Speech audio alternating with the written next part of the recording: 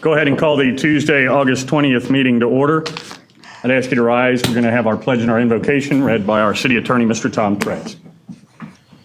Our Heavenly Father, we meet to serve our community, to use our resources wisely and well, to represent all members of our community fairly, and to make decisions that promote the common good. We recognize our responsibility to the past and the future, as well as the rights and needs of both the individual and our community. As trusted servants, we seek blessings on our deliberations and on our efforts here tonight. May we act wisely and well. This we pray. Amen. Amen. I pledge allegiance to the flag of the United States of America and to the republic for which it stands, one nation, under God, indivisible, with liberty and justice for all. Thank you once again for coming in the rain. Our first item is our Citizens Open Forum, where we allow you to address the council. We only have a couple of rules. Don't address anything that's on tonight's agenda. Keep it to no more than 5 minutes. And for the record, please state your name and address for the record. Saying that, since it's a small crowd, anybody in the room wish to address the council? Good.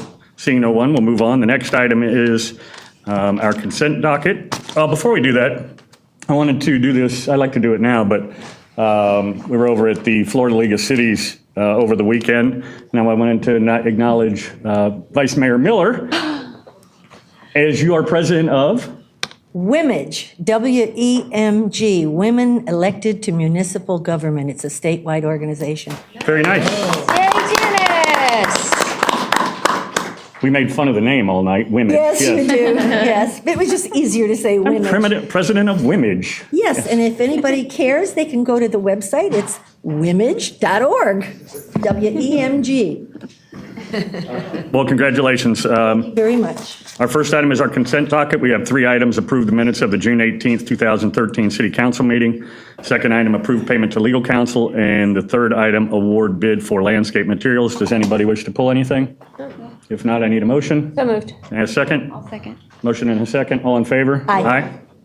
Passes 5-0. Thank you. The next is the City of Oldsmar, and the first item is presentation of the City Council City Manager Award, and Councilmember Beaverland will be doing that.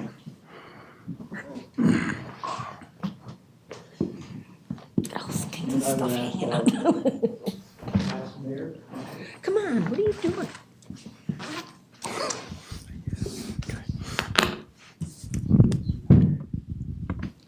This is a real honor for me. It really is. It's to be in the presence of 2 fine mayors. 3.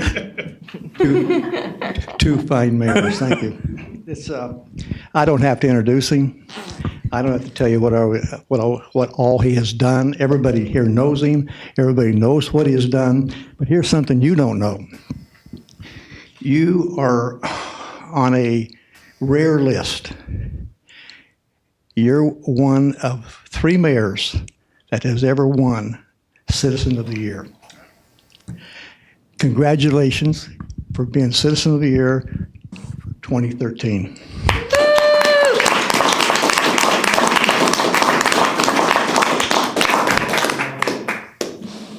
That's an honor in itself. Jim, you have been a servant of the people of this town. You've been an incredible council person. You've been an incredible mayor. And I've told you in private, I've told you in public that of all the mayors that I have known over the past 40 years, or over 40 years, there's only been a few that have been outstanding. And you're one of them. And I'm waiting for you to be another one. Yeah. So to me, you're in a rare category there. I want to thank you for everything you've done for this city. I could go on and on and on. I'm not going to go on and on. He wants to get out of here. I know where he wants to go. This is a pleasure for not only me, but for the city manager and this council. Absolutely. Your beard. Thanks. Well, it's definitely weird sitting on that side compared to sitting up here, but I'm having a good time in my retirement. I appreciate the award.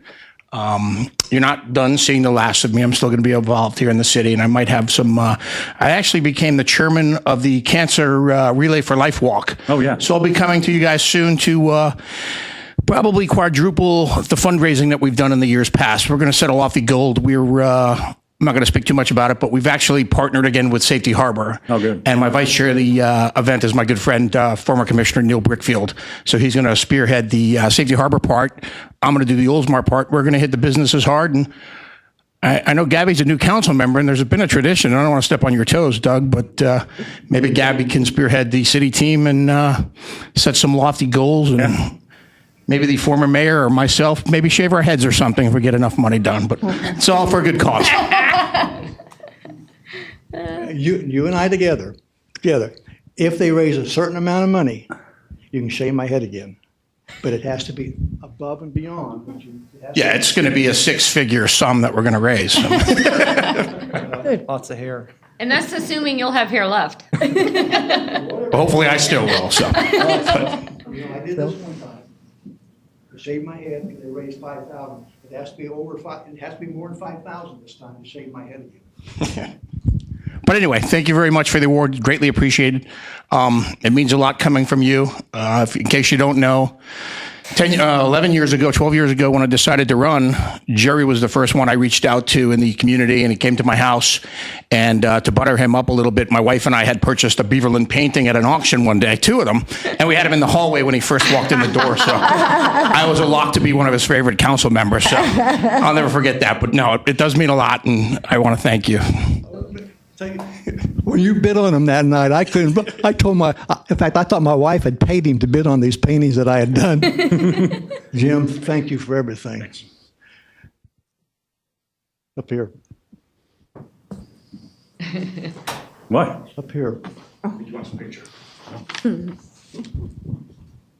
We're going off the script. No, we're right on time. So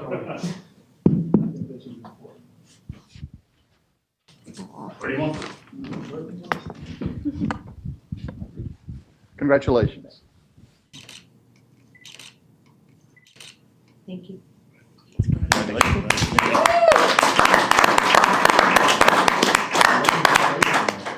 appreciate that. I'm going to leave now. Good luck, guys. Thanks.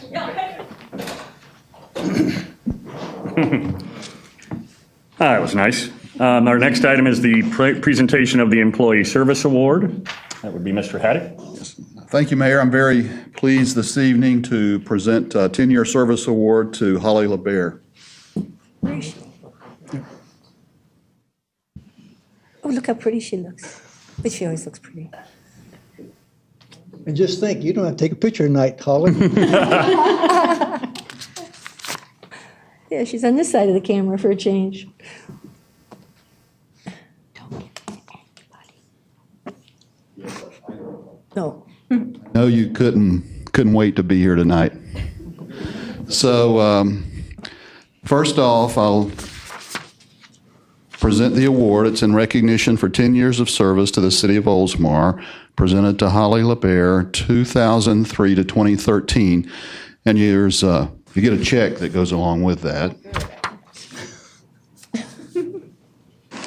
And it's always nice to review a little history, 10 years service award, and it's just one short decade.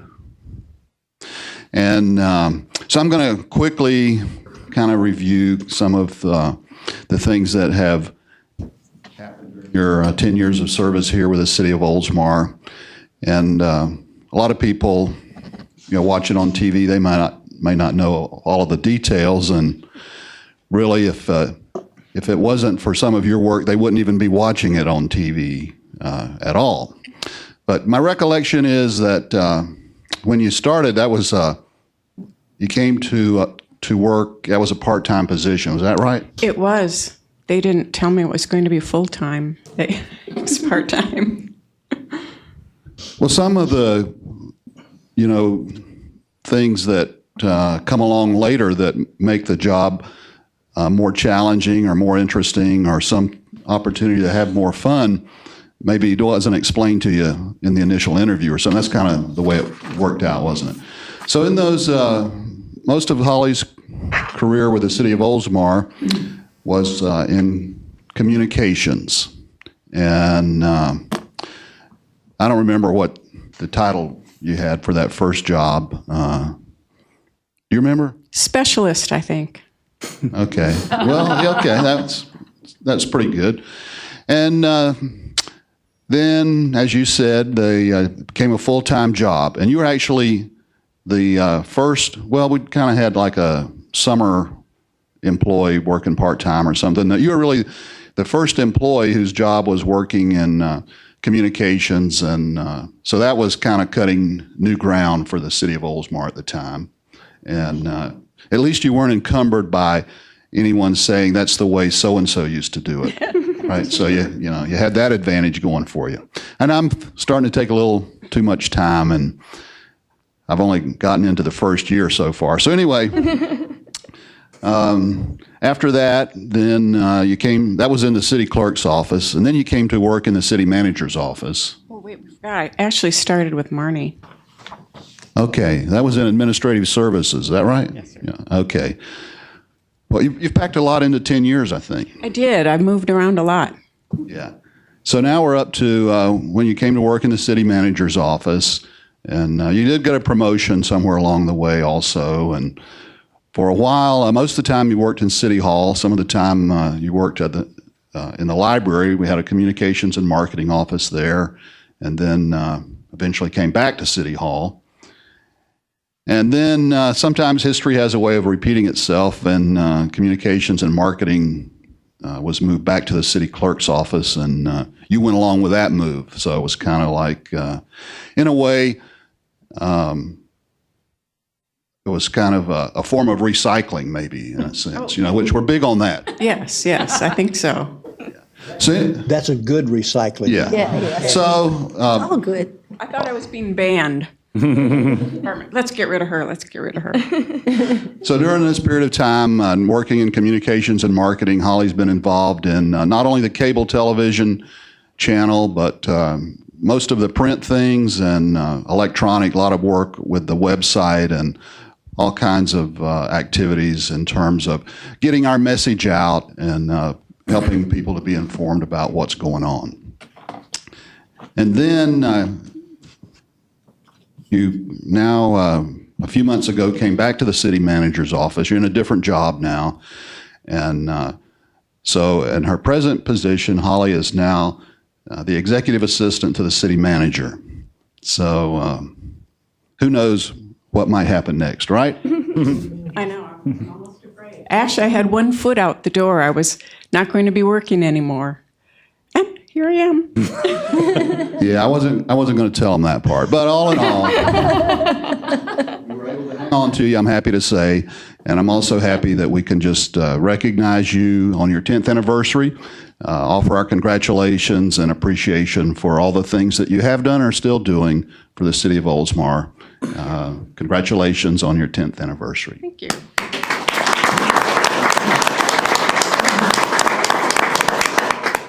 The good fortune of living all over the country and having many jobs. And I think I moved 20 sometimes and lived in 13 states or so. But I can say unequivocally that Oldsmar is the best place, and my 10 years here working with the staff and the department heads has been, and the council has been really terrific. Thank you. Oh, thank you.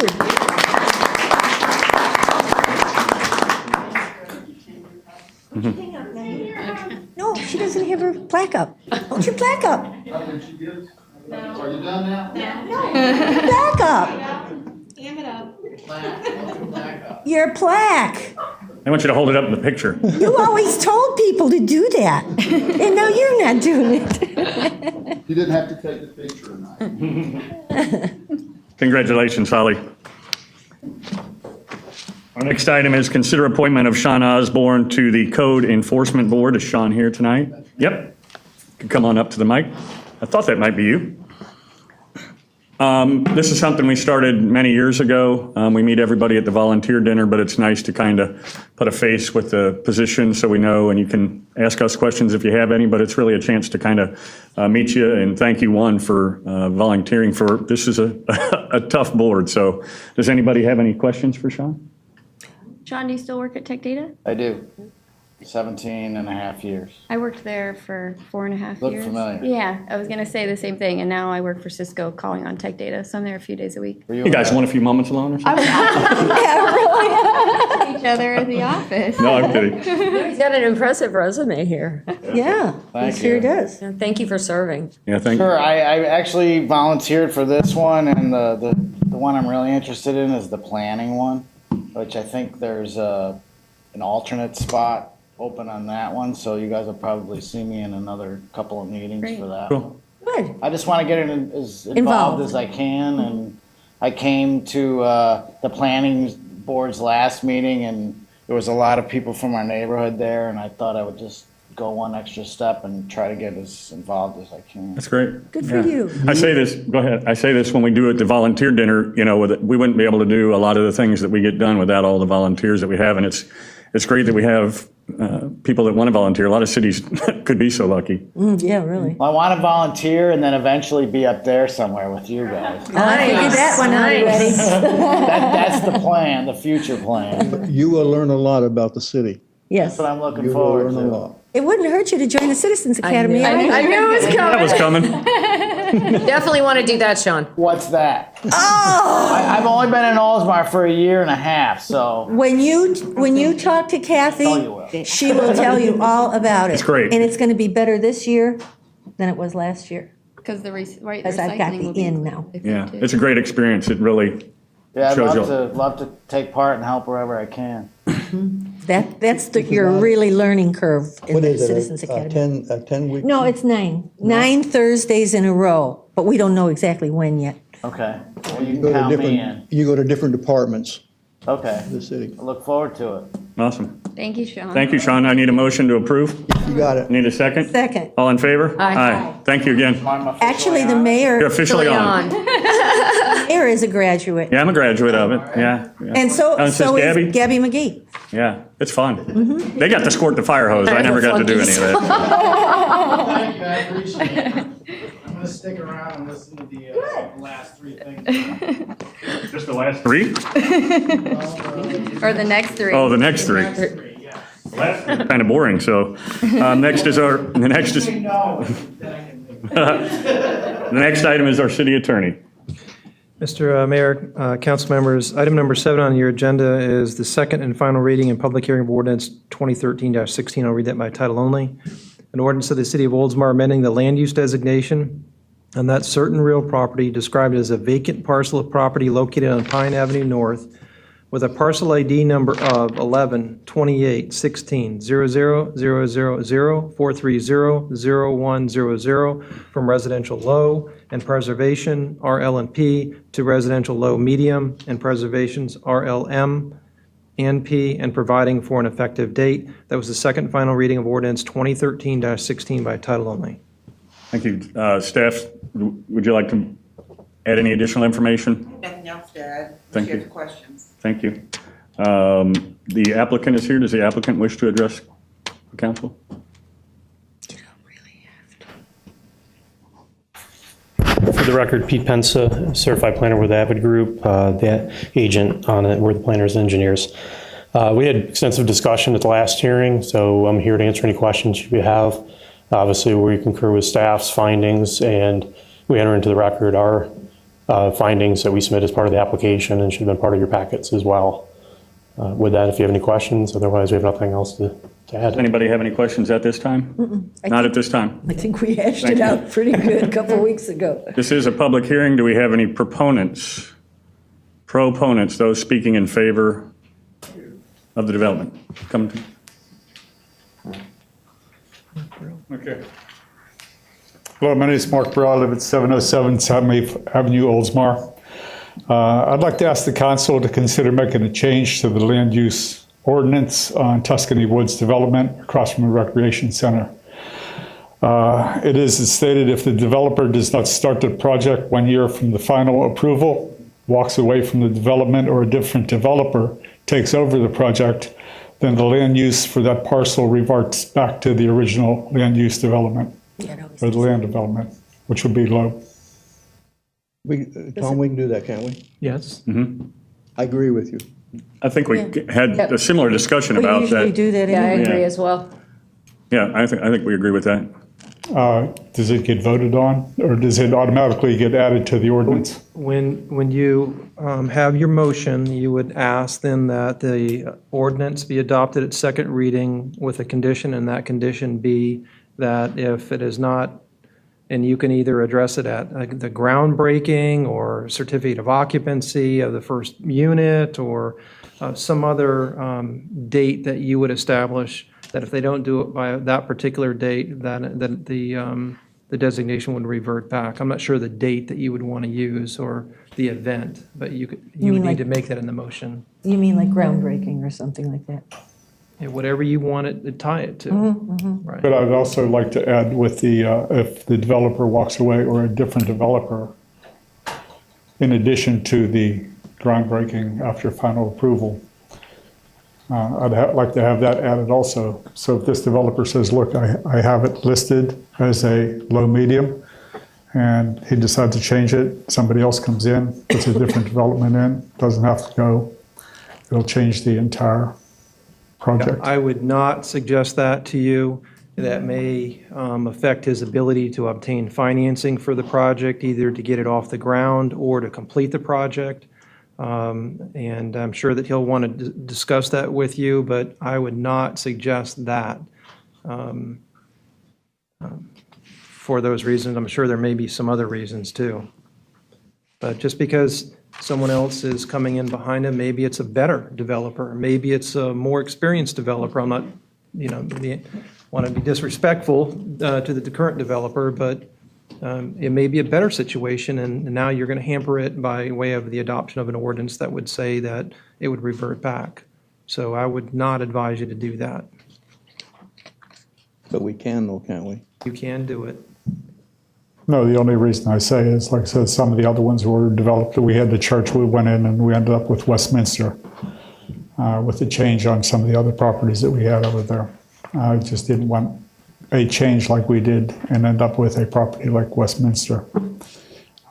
Because the developer walked away with the city of St. Pete, ended up with it. They fell over the Diocese of St. Pete, actually. Isn't it in the site plan, though, that if they make any changes, it has to? Well, I guess, and that's the question maybe of Marie, is if, I understand his point, but if another developer came in and did even proposed anything different than what was there. Wouldn't we have to revert back to the original? Wouldn't we have to start over again? I understood his comment to be that if the developer changes, that it reverts back. Correct. It wasn't that the developer changes and decides to change something in the site plan or otherwise change the development, it would revert back. It was an automatic revert back because of the change in the developer, and I'm suggesting that you not do that. We've always put that in there though, haven't we?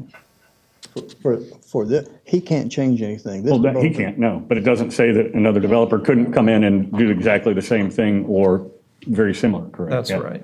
That's But whoever came in, But even if another developer came in they couldn't and change it. and they wanted to build, Westminster again. Westminster, they couldn't do it, Right. That's right. even if it was a different developer. So that, it's protected that way by the PUD. I just wanted to make sure there's some verbiage that states that it'll revert back if this. If this developer, If this- if he sold it to somebody else, let's just say if it happened that way, it would have, the zoning that's there would have to stay there.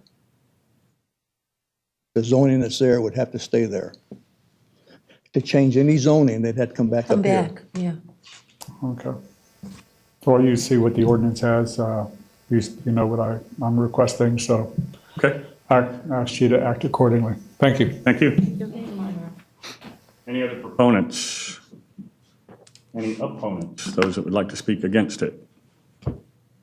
No, seeing none? Oh, I'm sorry, I didn't see it. I must have looked away. I don't know that I oppose it. Anyway, Jane Bukowski, 703 Jacaranda Drive. I'm getting used to seeing you guys. I just wanted to say I've lived there 17 years back in the Forest Lakes subdivision. I absolutely love it.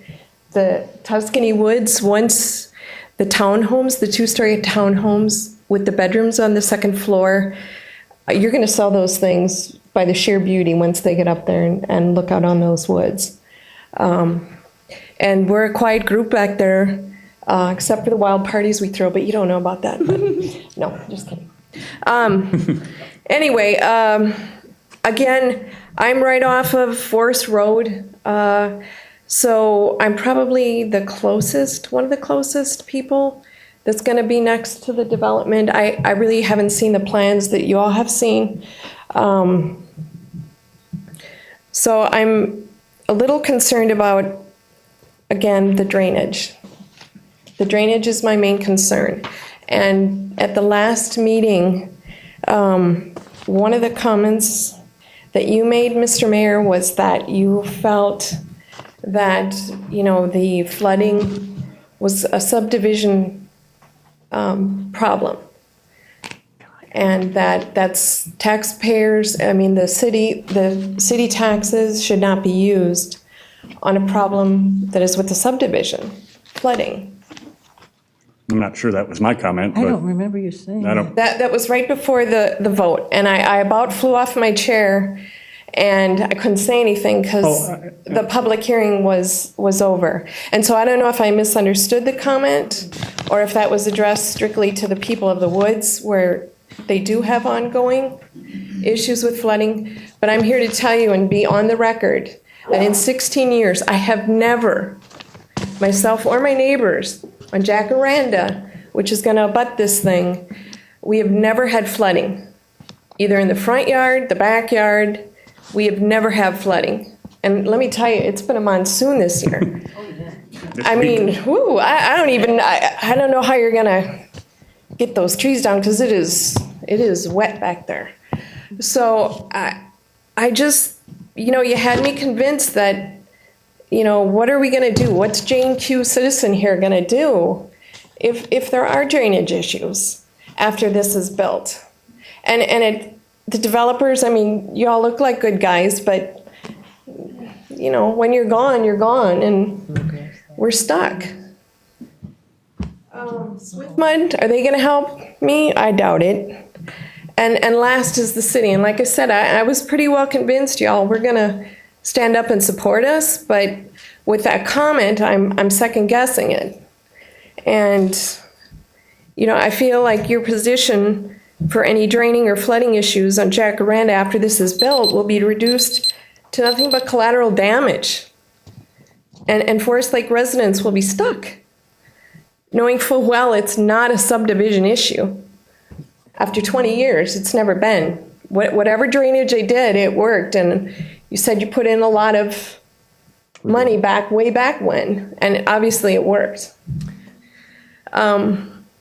So what I want to know is, what's our assurance here as citizens? May I say? Yes. Okay. Actually, that's the developer's problem. So they will have to address it. Right, but you have to approve it. No, you have to review. We have to demand that they address it. Right. Okay, but the city is going to approve the final. Yes, but we're giving you the protection that if you guys have or if they have a problem, then we tell them, hey, fix it. Right. And if for some reason, worst case, it doesn't work out and there are problems after that? There's all kinds of worst cases, in everything we do in the city.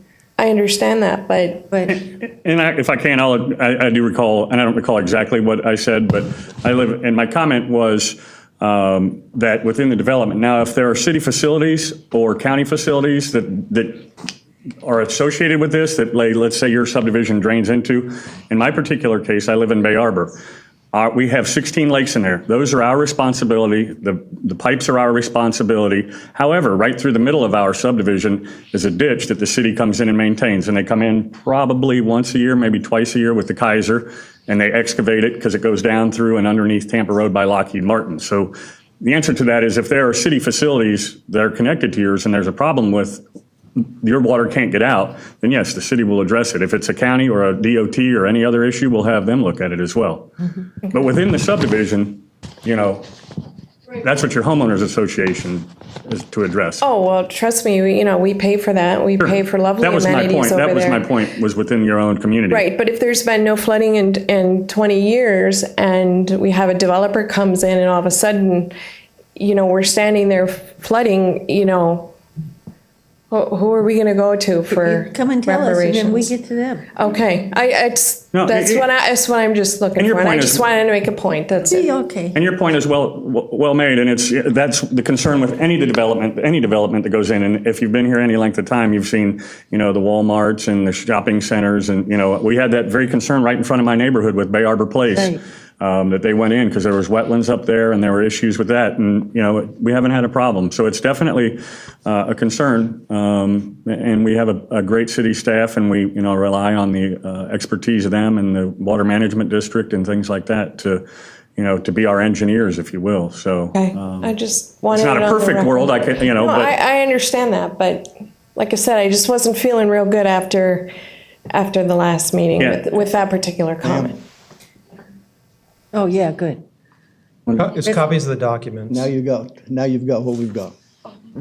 And Jane, another assurance or something that could make you feel a little bit better is our mayor is an engineer. So when we look at documents, we see what we can learn and what people can teach us. When he looks at documents, he sees them more thoroughly. And I'm not part of the review process, but I certainly have an understanding of, what goes on. And another case, we had a situation down in Oldsmar down there by Shore Drive, and it was an ongoing drainage problem, and we kept putting Band-Aids on it when it really needed a bigger fix, and our city staff really sat back and looked at it and looked at the bigger picture instead of the micro picture, because sometimes it's not right there, it's something else, downstream Sure. that be causing the problem. So we definitely have a great staff that will look at that. So Okay, well, thank you for listening Thank you. to me and keep up the good work, guys. Thank you, Jane. Thank you.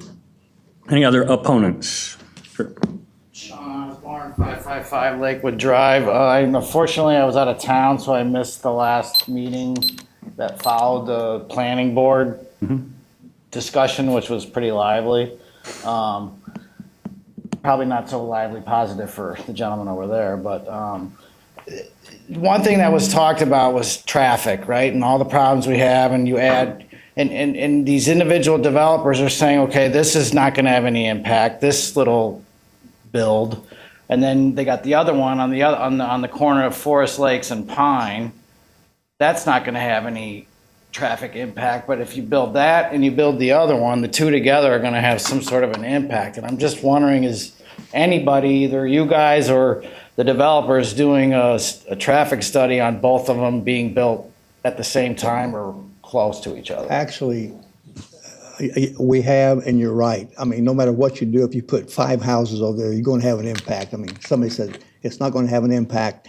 That ain't right, because you're going to have an impact. But what happened here, if the triangle was developed as a business community, you would have more traffic, a lot more traffic on the traffic counts, if that's what you want to call them, than these condos. Now, when you take the furthest one north and you combine the two, you actually have less traffic. It was a net 72 car reduction from what could have been there on that triangular piece, If they actually. put a strip mall or Doctor's something. office or. Office, or convenience corporate store center. or something. So you actually have 73 less. 72, yeah, 72. Less movements. Less trips. Or if you disapprove or don't approve either of them, you got less than that even, right? No, because the triangular piece That's could in a still perfect be. world. I'm learning here. You'll learn. In a perfect world. But the triangular piece could currently be developed and produce a lot more traffic than what we approved in the first reading. Right. So 72 less. So it sounds like, and I don't mean to jump the gun here, but it sounds like you're ready to approve this one and probably will approve the triangle one as well because of the redo of the traffic study, or? Well, that's what we're going to vote on Okay. next. I'm But getting- one of the This is things- second reading. Just to tell you, since Yep. you missed the last Okay. meeting, the second entrance that Jerry had requested on the north side. So basically, there was only one entrance onto Forest, And Jerry requested that they add an entrance onto Pine as well, just to kind of reduce some of the traffic, because some people take Forest, some people take Pine, and the developer did say yes to that. So that should help mitigate a little bit. I know not much, but. So that triangle is now going to have two ends? No, not the triangle, the Hold on, north hold on. one, Hold on. across from the rec center. I don't want to really turn this into. The apartment one. Yeah. Yeah, the one you farther have- up north, yeah. I just want to see if you have additional questions. I don't want to turn this into a rehashing of the other thing. I don't know either. I Yeah. apologize for that. No, that's okay. And yeah, so, but it has been looked at, and it's a 72 count less cars with the two. With having it as a or as condos instead of a Office. office space. Correct. Thank you very much. Thank you. Any other opponents? Seeing no one. Staff, would you like to add anything else? Would the developer like to add anything? Or representative? Maybe address that issue. Yeah, could you address that issue just slightly? Which one? The car count issue? No, the reverter one is the one I'm concerned That's about. the too. one I came up to talk That's fine. about. Yeah, the duration, there was actually two parts that were brought up, and that one was the duration and then reverting the land use back. As a certified planner, and well, Marie speak for herself if she wants to address it, but I think as a planner, I think it's a bad idea. The land use decision should be based on the future use of the property, what's suitable. We've obviously demonstrated, staff has found the same, that it is a compatible land use with the properties that are in the surrounding area, and particularly along the east side of Pine Avenue as well. And it is a transition. There's a preservation, which has got no density, and it serves both as no density and as a buffer from single-family development at 5 units an acre to the west of that. So we feel that it is compatible. I think we don't necessarily have an objection to it as long as the time frame would be long enough to allow us to make sure we obtain our permits and can break ground. Absolutely. But I do think as a general principle, I think it's a bad land use decision to add that in there. Tying it to a developer, an applicant, is definitely a concern. They are a developer, but they are not a home builder. And we've been clear about that all along. There is a national home builder that has a contract to actually construct the property.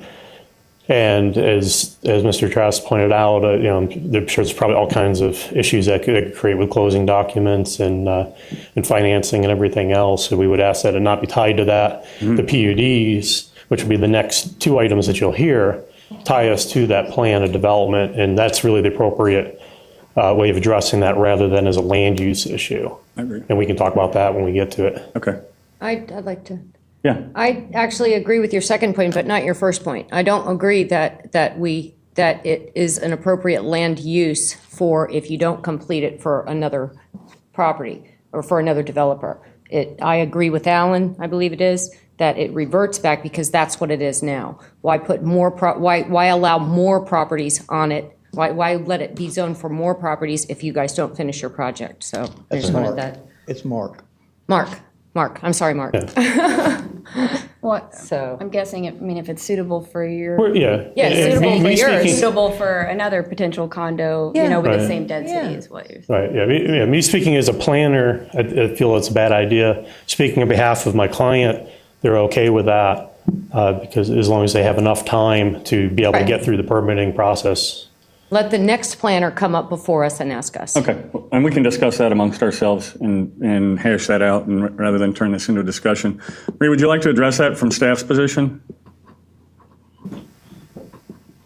Actually, I concur with Peter. It is a land use issue. So, based on our review, we looked at the surrounding properties and whether, would be consistent and suitable to locate, residential low-medium development there. So, but, I know that you're concerned about a future developer coming in and constructing, having some sort of multifamily development that you don't really think is appropriate. So. They couldn't do anything other than come to us. They couldn't do anything other than what we have approved here. Correct. They couldn't do Right. one thing other than what we've already approved here. Mm-hmm. Right. And that was a great concern of a lot of the citizens that were opponents of this project, was the greater density. So. And that's tied to the PUD, Right. so, okay. That'll be tied to Thank you. this council. That's right. Anything else? That's all I had. Thank you. We'll get into drainage and traffic if you want to at the next item. Okay, yeah, no problem. Thank you. We'll go ahead and close the public hearing. I need a motion. You got a motion Second. wait a minute, with the first stipulation that Mark brought up. Give them a time period. Or you need to include that in your motion. And so my suggestion is if you want to do it a time frame, it would be, for example, 1 year after the last permit has been issued that would allow the development. That's fine. Great, That's fine. perfect. Suggestion. And I'll second that. Motion and a second, discussion?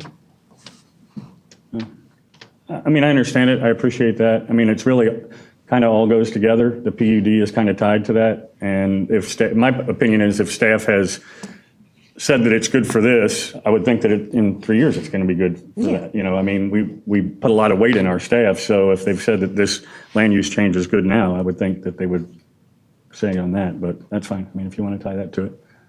Got a motion and a second. Can I just make sure that everybody understands, and so Right. we understand what the motion is? So the motion is to approve this ordinance 2013-16 on second reading with the condition that should ground not be broke within 1 year from the date of the last issued permit for the development, that it would revert back to its current land use. Yes. Yes, Yes. Okay, so that's the motion as I understand it. yes, and I second that. Motion and a second. Go ahead and call the roll, please. Councilmember Beaverland? Yes. Vice Mayor Miller? Aye. Councilmember McGee? No. Councilmember Norris? I'm still a no. Mayor Beavis? No. No, Well, this is on, This is on this current motion, so then you need to consider another motion then at this point. Anybody else have another motion they would like to make? Would you like without the verbiage? Or you, I don't know what they don't like about the verbiage. It's a It's year. not the verbiage. It's not- I voted no at the last council meeting as well too, and my feelings haven't changed, you Right. know, since. I voted no because of the density. So just because, yeah. Why are you voting no? Well, I don't, I don't like the condition put on it. I think if they've approved it, they've approved it. If the staff has Oh. approved it for this, whether it's them or somebody else, what's the that's not difference? what we're talking about. Yes, it is. No. If they have not, right, is that not correct, Tom? If they have not pulled the permit, then it reverts back to the previous. If they don't break ground 1 year from the date of the issuance of the last permit, Correct. then it would revert back. That's almost 2 years. But I don't understand why, the point is, why does it need to revert back? If staff has already recommended that, Why would they sit there for 2 years and not do anything? Yeah. That's the question. Motion failed, so, Yeah. you know, at this point, it's, Mayor, if you either want to pass the gavel and make the motion, or someone else make a motion so that we can move forward, you know, maybe without the condition, or however else that you want. I to just, address it. my discussion is the same. The staff has made the recommendation that this land use change is acceptable for this piece of property. It's not tied to the developer, but now we're tying it to the developer. If the change is acceptable to the land, then, We've done that. Well, I understand. we shouldn't even be discussing it if it's already failed. Okay. Need another motion. You want another motion? Well, then I'll make the motion, I'll make the motion, we go forward without the stipulation. I mean, because this doesn't make any sense what we're doing. Well, I would have, Well, we I'm need a a little second, confused Mayor. too. I got a So motion. The motion hasn't failed. The motion has failed. 'cause The that's three- Second, so we the can motion failed discuss. as it was read. You three Right. voted against it. It's Right. failed. I'll second so we can discuss. Well, Jerry, I think also, We have a motion and a second. what you were saying earlier too, and what Marie pointed out, whether we apply the stipulation or not, if anything changes, you know, if they try to change a site plan, if a new developer comes in and it's different than what this current plan is, it has to come before the Yes. council. I So agree. in a sense, the stipulation almost seems moot. Right. And I think that's Doug's That's my point, point. is that we don't necessarily need to do it. We have done this before, and it's sat there forever, and because it sat Yes, there it has. forever, we got into the condo situation because we let it sit there for years. Also on That's- St. Pete Drive. That's the only reason. I've closed the public hearing. But Anyway, I will rephrase my motion just To approve the ordinance as read. as is. And we have a second. motion and a second. Any other discussion? Seeing none, I'll call roll, please. Councilmember Beaverland? Are we okay by doing this, Tom? We're just back to the original Yes. motion. Yeah, because we changed it. Vice Mayor Miller? Aye. Councilmember McGee? No? Councilmember Norris? No. Mayor Beavis? Aye. Second and final reading of ordinance 2013-16, amending the land use from residential low and preservation to residential low, medium, and preservation Tuscany Woods North parcel located at the northwest corner of Forest Road and Pine Avenue North is passed and adopted with 3 votes for and 2 against. Council members McGee and Norris dissenting. Thank you. Item number 8 is ordinance 2013-17. I'll read that by title only. An ordinance of the City of Oldsmar, Florida, rezoning certain real property described as a vacant parcel of property located on Pine Avenue North with a parcel ID number of 11 28 16 00 000 430-0100 from residential plan development RPD to residential plan development RPD with a PUD overlay and providing for the effective date. That was a reading of ordinance 2013-17 by title only. It's the second and final reading and requires a public hearing. Staff wish to address council? Applicant or representative?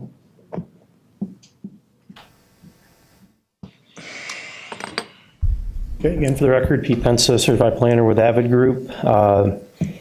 We took to heart the comments, and I guess it didn't really make sense of comments. I guess it was a mandate from the board to add the second access. We did do that. We presented that plan to you. Adding that access provides for a second way for residents to get out and relieve traffic at the signal. It obviously, with that change came some other minor adjustments for how the interior, the surplus parking for visitor parking was laid out within the site. We feel that it's a good plan. That, obviously it's very consistent with what we had before with the improvement that the board recommended. So that we obviously feel that it's a good, strong project. It has a minimal increase on traffic in the area. And when you look at it in aggregate with the other development, it's, like I said, it's going to be a decrease in what could go between the two parcels. We're not doing any impacts to the wetlands. They will be preserved. We'll have a conservation easement and preservation land use on them. And we'll address the drainage to meet the city and swift mud criteria. If you want, we can go into more detail on that, but I think you heard quite a bit about that before. So we'll just leave it for any questions you may have. We'll see if we need to readdress any issues based on public comment. Right. Thank you. This is a public hearing. Any proponents? Anybody wish to speak in favor? Seeing no one. Any opponents? Opposed? Sean Osborne, 555 Lakewood Drive. I'm just not for it. That's all I'll say. Thank you.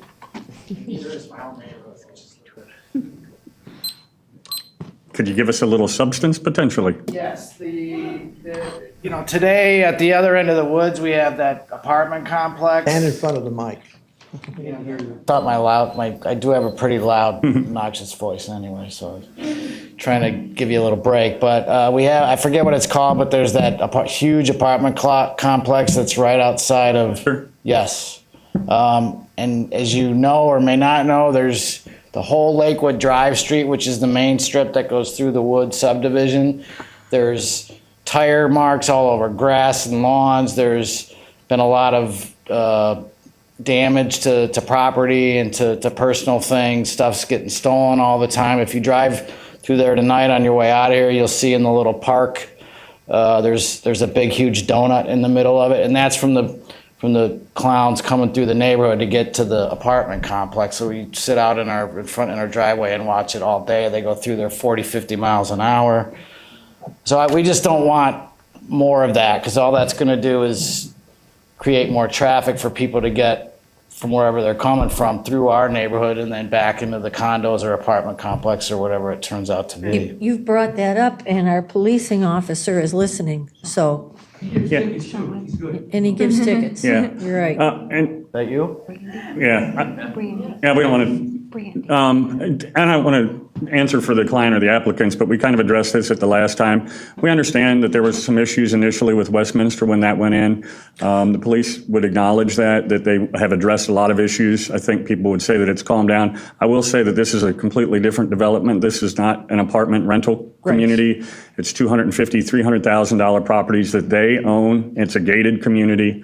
So it's a slightly different animal than that. I can't say that you won't have issues, right, but I don't know that they would come from them. I live in a gated positive. And it is gated, so that helps obviously too. And do we know, I think it was discussed in the planning meeting, if it's going to be owner occupied, or Is that still That's up not for- a call for us, that's a I call for didn't the think developer. so. But, Okay. Yeah. All right, well, I appreciate it. I just Thank wanted you. to voice my opinion. Thank you.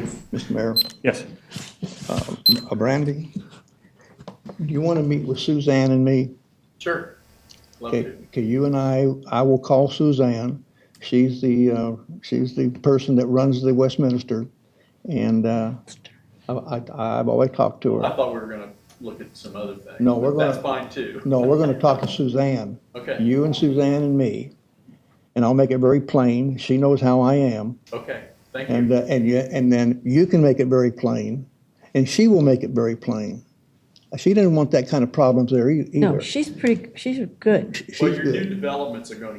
We can't do it, we can't have discussion from the audience. Yes, that's right. Well, actually, it was a discussion from me to him. So Yeah. I will call you.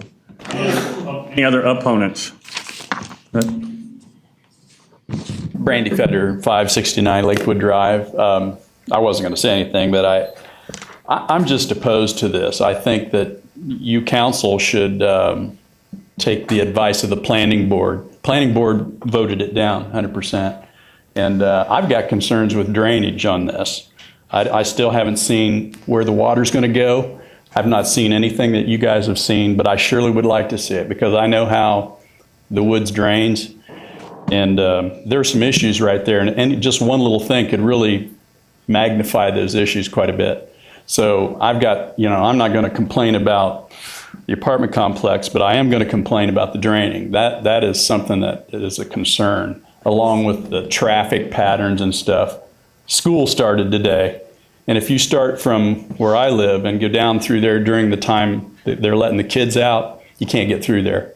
I mean, it's just blocked up. And today they were all stopped and parked because it's the first day. So there's some traffic issues. And especially if you're trying to get out on Forest to go out across Tampa Road at certain times of the day, that is absolutely an impossibility. You guys know that. You've seen it y'all live here. But anyway, I just wanted to voice my opinion. I think you should follow the planning board's recommendation. That is to vote it down. Thank you. As I've told you before, whenever we get the drainage plans, you're going to see them. Yeah, that's what I thought you were talking about. But yeah, we'll go talk to Suzanne. Thank you. Any other opponents? Staff, anything else? Client, applicant?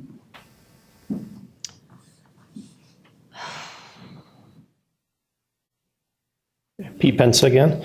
To address the comments, just want to reassure the residents that this is a gated community. They are fee simple ownership, so these will be homeowners who own the property. It's not a rental where you'll have turnover every month. Because of the nature of the project, the responsibility for maintaining private gated streets, for maintaining the beautiful landscaped areas with the wrought iron fence that'll create an aesthetic perimeter around it and everything else. They will have homeowner association dues, and with that obviously comes a sense of private ownership because it costs you to do that. And so there will be, just like you have if you live in a deed restricted community and pay into a homeowner association, there's responsibilities and rights and pride that comes with that. And these are the type of project, as the mayor pointed out, that these are single family homes that will have a substantial investment in the property. It'll be their biggest investment that they have. And so with that, I highly doubt you'll have any problems with the kind of things you've seen from rental projects. Drainage, obviously we're going to comply with city and county, city and SWIFMUD requirements for that. It is the engineer's responsibility. That permit, that design is tagged to their license. They're responsible for fixing issues if they make a mistake. And so that's what that we're responsible for it. We're the designers, we're the permitters on it, and it will need to be made. And then obviously the association itself will maintain those structures, make sure that they do cleaning of the structure, the physical structures, make sure that the depth of the ponds and everything are maintained so that it doesn't degrade over time. And that's what the city, and in particular SWIFMUD, is responsible for, is notifying property owners when they do not maintain those structures, and they have a fine system. They can fine them $1,000 a day to go in and clean up those things. Normally they'll try to work out something because they'd rather see them spend the money fixing it than fining them, but those mechanisms are there. And I'm sure you probably have instances where that's been done in the city and certain developments in the past. So those mechanisms are there to protect the homeowners, both in the project and downstream, and for that matter, even upstream from the project. So I don't think that would be a concern that you need to worry about. Traffic from the school, obviously the first 2 weeks of school is always chaotic. You got new students going in, new ones coming back. It trails off after about 2 weeks. It doesn't, and so that's not the norm throughout the year. In addition, school pickup is not the peak time. Obviously, the morning going to work and coming home at night are the peak times. So the project like this would have a minimal impact on that midday traffic.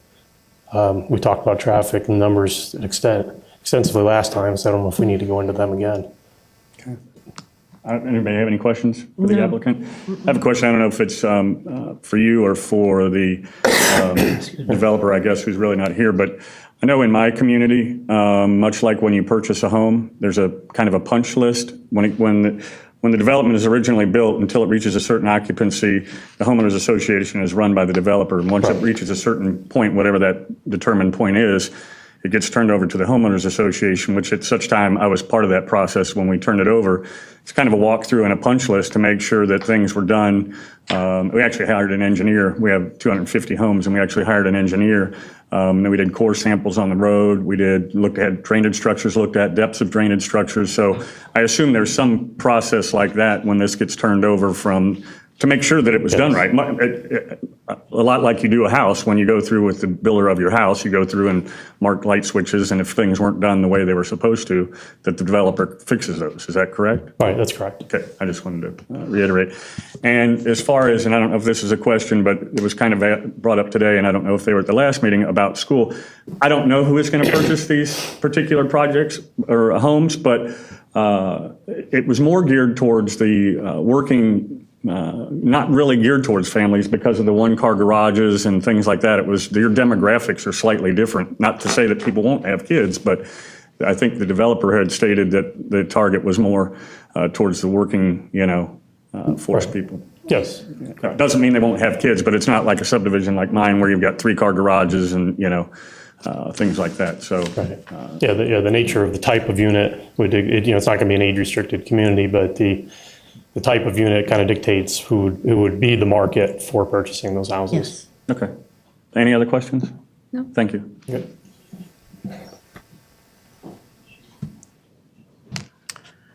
I just want to add to what Pete was Name, saying please. about Name. Rich Kelly, project manager with Avid Group, 2300 Curly Road. I just wanted to add what Pete was saying about your question, the construction techniques, methods, and insurances is built correctly. We design the control structure that lets the water out, the outlet control at certain elevations, certain dimensions. That's all measured after construction to ensure that it's done correctly, and if it's not, then we have the contractor go back and fix it and ensure that it's right. Those are all based on requirements from the city and SwiftMud to ensure that there's no more water leaving the site than there is in the existing condition. So it eliminates the possibility of flooding downstream or upstream for that matter. In the design storms. Correct, in the design storms. As permitted. Obviously, in gully washers. Yeah, you get 2 or 3 design storms together. Yeah. Or, hurricane type rains, then, all bets are off. But okay. The typical storms. Any questions? We retain on site. Any questions? No? Okay, thank you. I'll go ahead and close the public hearing. I need a motion to approve. You got it. Need a second? Got a motion and a second. Discussion. I have nothing. We haven't seen the plan, but I haven't, but I assume it's as we discussed with the drives, and it Yes. looks so. I saw it. Any discussion on your end? Okay, call roll, please.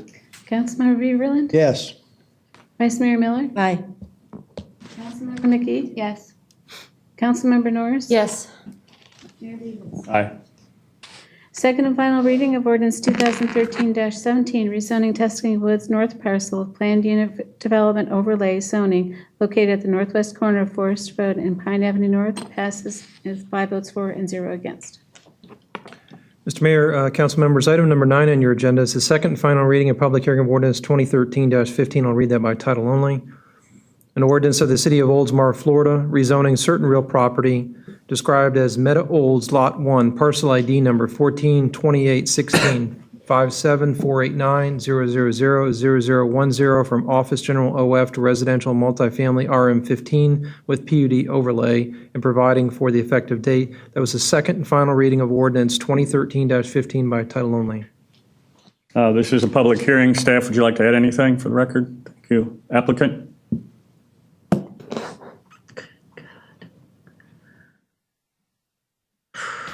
Again, for the record, Pete Pensa with Avid Group.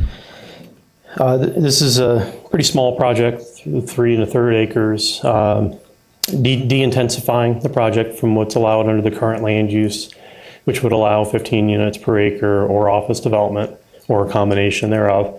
We're actually building at 10 units an acre, or 10, I think it's 10 point something. I don't know where I had it written down. We did listen to what the board asked for last time. We did go back and we modified that access point so it lines up with the driveway across the street.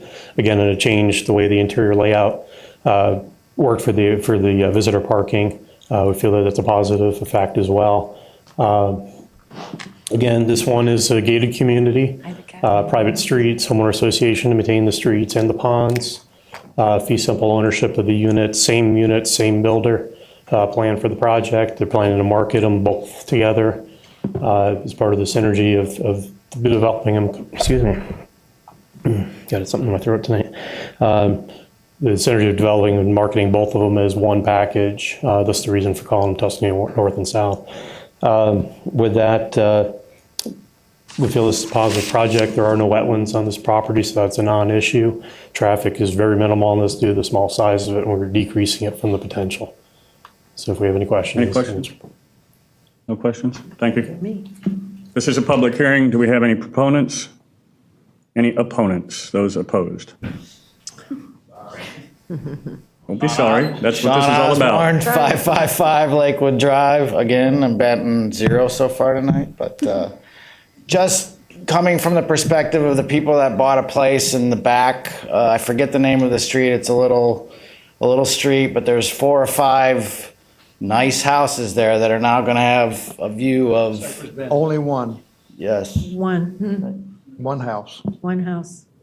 I walk my dog by there every night, and I counted. One house. The 1 2-story house is backed up to the woods. The 1-story house, they have the wall there anyway. Right. The other 2-story house backs up to. And I think that was, we kind of addressed that. We thought it was going to be an issue, and it was not an issue at the last meeting. Well, so, really. 2-story houses, even when they're next to each other, Hold on. they're looking in each other's thing. I got people looking in our living room all the time. Hold on. I don't want to turn this into a discussion. We're listening to his, I mean, really? his input. I understand. But Well, I obviously you guys have discussed it. It was brought up at the planning board and previously here, so I don't want to waste anybody else's time. And obviously you've gone out and looked at it. Yes. Right. So I'm just voicing the concern from some of the folks that were at the planning board. Just wanted to be heard again. We brought it up at the last it- meeting. yeah, 'cause it was someone's addressed. house. Yeah. That's I'm really sorry I didn't come to the last meeting. Like I said, I was out of town. We forgive you. that's all right. If you want to watch You the can 3.5 hours on TV. It's all on TV now, right? Yeah. It went till 10:30. Or the website, I think, right? Yeah, or the website. Any other opponents? 3 Lakewood Drive, my idea of Beaverland Park still stands. I was thinking about maybe. He's got enough stuff named for him. Oh, not he doesn't have enough. I was thinking, is there some more land on this parcel that you can sell them where they could put maybe more units on that and leave this as a park on the corner, or sell them something else on Lineball? Is there anything else? You can make a trade? We can spend $500,000. We don't own anything on Lineball. That's Hillsborough County. That's well, oh, really? Where's It crosses Racetrack Road. Track Road is the. Okay, but yeah, on this side, there's nothing near Nielsen or anything in there that you We can don't sell own in there? anything there. Because Beaverland Park's a great idea, Jerry. Thanks a lot. Don't fuel him. Thanks, Jim. I still think you're great. Yeah, I guess you would. Any other opponents? Any other opponents? Seeing none, I'll go ahead and close the public hearing. I need a motion. You got it. I need a second. Second. Motion and a second. Discussion. I just want to say that I appreciate that they moved the road to make it in line with the other entrance across the road. And since this is less density, I think it's important for the citizens to really have that point driven home that this property could be anything, and it could be so much uglier, it could be so much more traffic, it could be, so much more crime if it were like a gas station or, whatever would be there. These are going to be high-end condos, less than they could possibly build if they wanted to, less than what it's zoned for. So I just wanted to point that out. Thank you.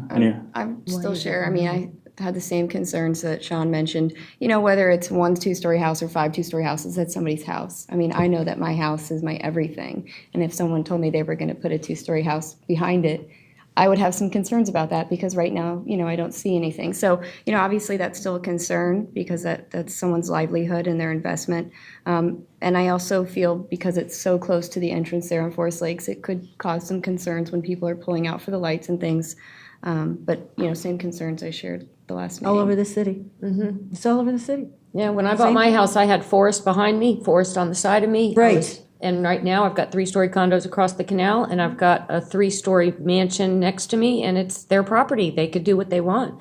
But I would have loved to have forest all around me.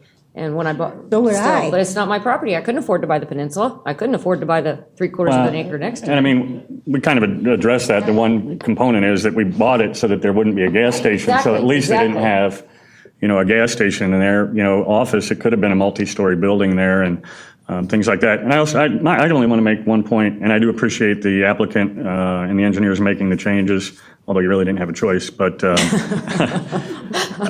if you wanted to move forward. So at any rate, I've listened to the comments about the drainage, and it's a huge component, and it can literally stop a project, and it has nothing to do with us. If they cannot get their drainage permits, they will not be able to build this. And if it becomes such that Swift Mud requires such a change that that it doesn't make their site plan feasible anymore, then they can't develop it. So I mean, the drainage is a huge component, and believe me, I spent many years with Swift Mud, not with Swift Mud, but on the development end, working with them to make sure, that everything's right. And as he said, they do go back and as-built those, and Swift Mud will make you change them if you're not within a, pretty much a micro of what you designed it to, because hydraulically that can make a big difference. The other issue has always been traffic. And after the last meeting, I don't want people to think that personally, myself, or I'm pretty sure I speak for the council, that we don't listen. But I travel Tampa Road a lot. I live in Bay Arbor, so, feel my pain. I have one entrance and exit out of there and onto Tampa Road. We've tried for years to get a light, and the DOT just does not listen to us. No, but I go to the gym right there by Lowe's. I stop at Circle K and get my cup of diet soda, and I was watching traffic. I've been watching it since the last meeting, and I watch it, periodically through the day, or I may go to show property up in West Chase, Water Chase, and I look at the traffic on Forest Lakes Blvd. And I was looking at it, and when I was listening to the engineers and talking about the impact, and as Councilmember Beaverland said, whether it's 5 homes, 10 homes, or 25 homes, it does have an impact. But when you look at the whole area as a whole, Tampa Road, Forest Lakes Blvd, they didn't widen those roads because of us in Oldsmar to move our traffic through. They widened because we are the only land connection between Hillsborough and Pinellas County. And I can guarantee you that if north of Tampa Road, if all the businesses, industrial, Nielsen Media, if everything stayed and they wiped out every house north of Tampa Road, we would see very little change in our traffic. When you look at the traffic that goes Tampa Road, none of them are stopping here. Very few are pulling into the neighborhoods. They're all cutting through. They're going east to west, west to east. They're going north to south on Racetrack Road. And I really started to think about that when I was watching, and because it is a concern. It's a concern that we all listen to the residents and that we make our decisions not based on emotion, but based on facts that are presented to us and things that we may observe ourselves. And when I started watching that, we got probably, I don't know how many vacant homes in the city of Oldsmar. We may have more vacant homes than this development is. And, when those get people move into those are, going to fill up our roads too. But it's such as when you look at the amount of people that travel Racetrack Road and Tampa Road that don't live here, it's a huge number. And I don't remember the traffic count, but I think it was 0.08 was the increase of traffic. Is that correct? Is it something like that? 0.08. I think it was 1.6 if it was built as the office complex, and 0.8 with this. So it's a very minor amount of traffic, and Forest Lakes Blvd backs up, but none of them live here. They're all, so we're actually, our motto is, I said to the city manager today, to live, work, and play in the city of Oldsmar. And this is an opportunity to, with the Wellington that we have and a couple other, it's an opportunity for other people to live in Oldsmar and hopefully, to work here. There are a lot of high-end jobs here, and, sorry to say, they want nice housing and things like that. And so if we can get them to also live here, their commute becomes shorter. They're not traveling, the schools. That's always an issue. It's been an issue on Forest Lakes Blvd before this development, before Bay Arbor was built, before a lot of the developments around here were built. That's always been a problem over there. But I just want you to know, from my perspective, I did really think about the traffic and the impact that it's going to have on the area. And I sat at the pump pumping gas, and I'm just watching, thousands and thousands of cars, passing from one direction to the other in our community. And I think it's some of what has made our community what it is, and why companies have come here. And because we do have, we meet with a lot of the employers around here, and they come here because we are a workforce. We do have, people that live here a lot like yourselves, that, work in the kind of jobs that they're looking for. So it's kind of necessary evil, but, we've done the best that we can with the piece of property. It's kind of a give and take with the triangular piece. The net change is a 72 car decrease, which, really kind of addresses that. The drainage, again, that's just something that, we definitely, staff knows that that's a concern of the public's, and they know that that's a concern of the council. So at any rate, I just wanted to make that clear so that for the record, that we do, I think I speak for all of us, that we do look at a lot of that stuff, and we do take into consideration the things that you say. So thank you for your time. Go ahead. There's somewhere between, and this is not inaccurate, but there's somewhere between 60 and 70,000 cars a day go through this city. Oh, yeah. I was going to quote a number, but I'm not even sure if I was. 50,000 on Tampa Road, Yeah, 17,000 on Forest Lakes. Yeah, So. and that number's just, and I've tried to use that argument with the DOT and safety with the DOT and things like that to no avail. But at any rate, I thank you for your time, and I just wanted to make that for the record. We got a motion and a second. Any other discussion? Please call the roll. Councilmember Beaverland? Yes. Councilmember Miller? Vice Mayor Miller? Councilmember McKee? Yes. Councilmember Norris? Yes. Mayor Beavis? Aye. Second and final reading of ordinance 2013-15, rezoning vacant parcel located at the northwest corner of Forest Lakes Boulevard and Pine Avenue North from office to residential multifamily with HUD overlay is passed with 5 votes for and 0 against. And one other thing, at Bayview and Tampa Road, we do set there 8 minutes for that lot. Please, what can we do? Well, Put that in your council comments. I'm telling you, I'm ready to. I got them right here.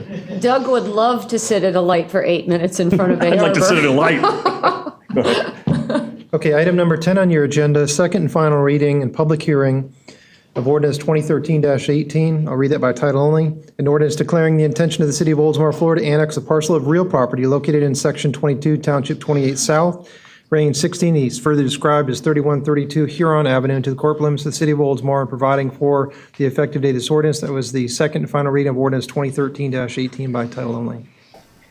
This is a staff. You wish to address this issue? You have anything? Thank you. I got nothing.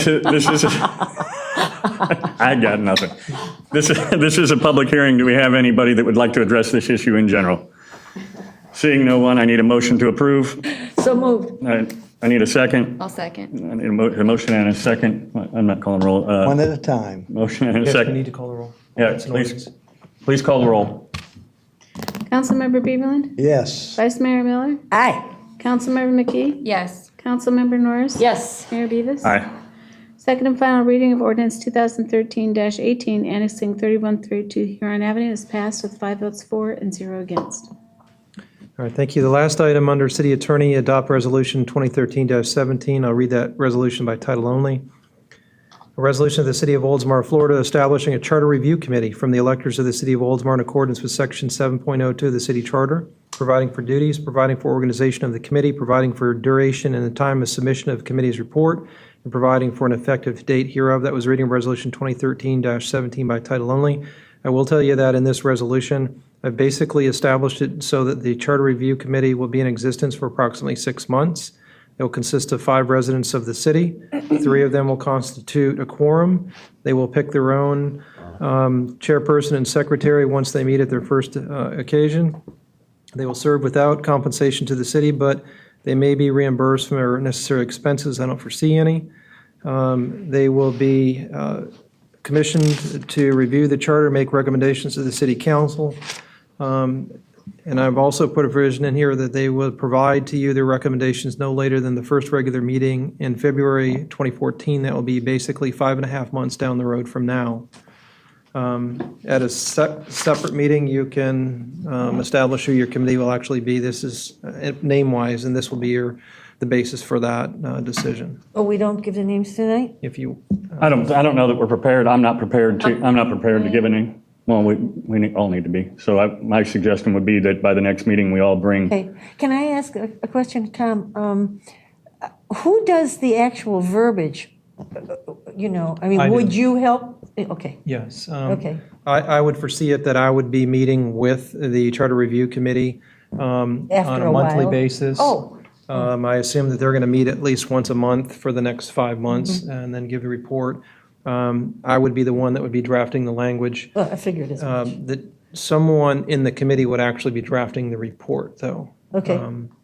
And I would bring back to you, if it was your pleasure to revise the charter, I would then be given direction by you to prepare an ordinance that would be considered for the next election. Oh, okay. Okay. All right. Any other discussion? I need a motion. So when we choose the people that we want to nominate, do we approach them and ask them if they want to do it? This is the first time I've done Well, this. first you find out if they want to do it. First we find out if before they you- want to do it, we Yeah. let them, okay, and then we bring the names here next Because you don't meeting. want to surprise them. They may Right. not want to be on it. Well, this is every 5 years, and I've been on the council for 4, so I've never done this before. Yeah, my suggestion is each one of you pick a person, provide those names to the city clerk in advance so that 2 of you don't pick the same person, for example, and you only come with 4 the next time we have our meeting. But that's who I think you should give it to, and then it would be up for your consideration at the next meeting if that's when the city manager wants to put it on the agenda. Okay, thank you. Yeah, the appointments you can make at the next meeting. Okay, that's fine. Motion? So moved. Second? Second. All in favor? Aye. Aye. I didn't hear any voices down there. Aye. Okay. All right, thank you. That's all I have. Thank you. City manager? Thank you, Mayor and Council. The next item is discuss revising solid waste collection rates for commercial customers. There's a couple of parts to this. It would only apply to commercial customers using dumpsters. The current rate is $5.85 per cubic yard per pickup. And the proposal is that would be increased 25 cents to $6.10 per cubic yard per pickup. Our contract with Republic Services that we pay them, the fee actually went up 25 cents. Last October 1st, we were able to absorb that for a year, but we can't really continue to do that. And actually, the Solid Waste Fund lost a little bit of money in the last fiscal year as well. The contract with Republic, this rate for this service would remain the same through the remaining term of the contract, which goes through September 30 of 18. So we would not foresee a further increase in this service during the remaining term of the contract. The other part of it is related to recycling, and that would be establishing a charge of $2.35 a month per cart for once a week pickup for recycling. It's completely voluntary. We can't mandate recycling for commercial customers. I mean, it's not mandated for residential. You don't have to put anything out there if you choose not to. But in this case, as the whole solid waste fund is based on the principle of you pay for the services that you use. So for commercial customers that choose to participate in recycling, we would establish that charge of $2.35 per month for once a week pickup for each cart. Now, we currently do have 5 commercial customers that are participating. If they elect to continue and this is adopted, then they would start paying that fee on October 1st. We've kind of done that as a pilot. It's worked okay, but really if we had 150 commercial customers that say they want to do recycling, we could not, afford to provide that service without charging them something for it. And really, that's, fair and equitable, like I said, that you pay for the services that you want. Based on the council's discussion and direction this evening, we would come back with a resolution at the next meeting. The rates are set by resolution, so you're not, approving them tonight. That would be done at the next meeting when we bring the resolution back, and they would be effective October 1st with the start of the new fiscal year. If you have any questions or comments, I'd be happy to respond to those. We're not proposing any change to residential rates. Any questions down there? No, but I have a comment. Look at Madeira Beach, $16.15. Yeah. Holy mackerel. Listen. I just think we should point out that along the same lines is that Oldsmar is below average on what we charge, and of course some cities are a lot less, and then we are also below the median as well. So, in case citizens wanted to know that where we stand. It's not the citizens, so this is for. No, but I think that anybody that watches this needs to be, Including commercial customers. including commercial customers, so they can have more information on sometimes why we make decisions that we make and how well the city's doing. Do we know on the recycle, I know it's a pilot program, do we have a feel for if they're going to continue with us or no? You said we I don't really know. Okay, I'm just curious. Well, do they each have one card, or they have a lot more than one cards? Do you know? One of them is multi-family, so they have several. The others are either like 1 to 4. Okay. So 4 of the customers would be minor participants. There's 1 significant user, I would say. Because it's $2.35 a cart. That's what I was asking. Yeah. So. Yep. Okay. Any other questions? Nope. No. Sounds good. Okay, it doesn't require any action tonight. We'll bring the resolution back for your consideration at the next meeting. And we'll consider it. Okay, good. Next item, 13, update on local mitigation strategy. This is related to flood protection, and there is a report. This is an annual report, and at the conclusion of the presentation, I would ask that the council approve the annual report by motion. It's part of, might as well come on up, Marie Dauphiné is going to make the presentation. I think it includes a video also. Yes. And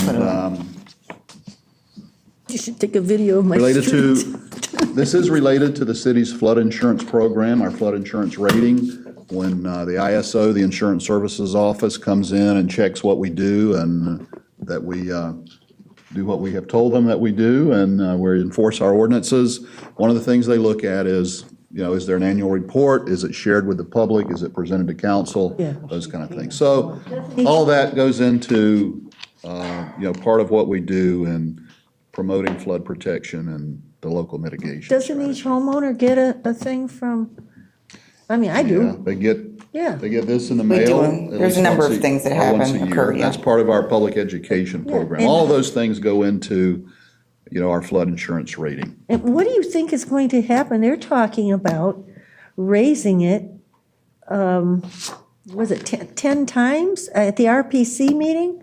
I have that information. Oh, you do? I've already, cool. yeah, I have, All right. I have a handout also. Yeah, because I'm going to have to sell my house if that's the case. I don't think it'll happen, but this is just the annual update to the local mitigation strategy document that the city is a member of that committee that has developed the LMS, along with the 24 municipalities in the county.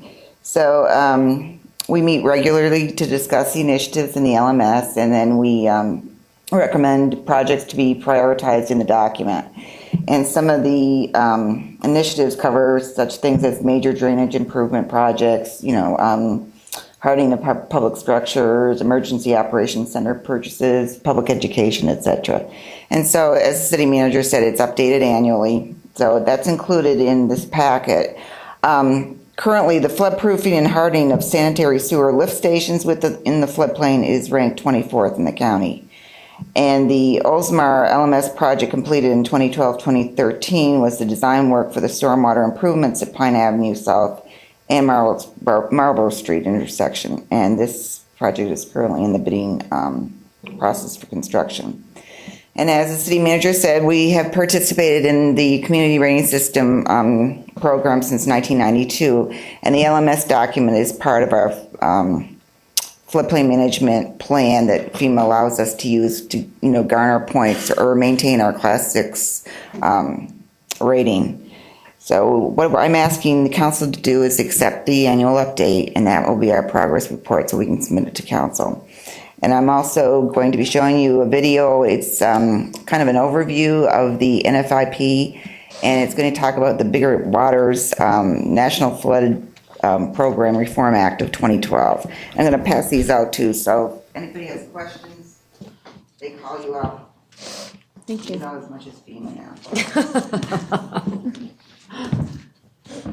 One thing I wanted to mention about the,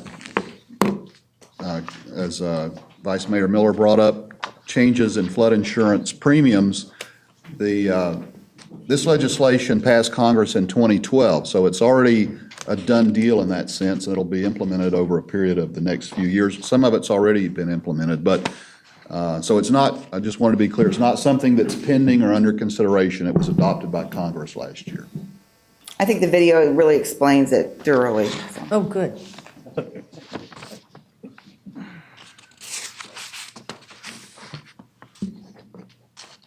I almost fell out of my chair when they mentioned it at the RPC.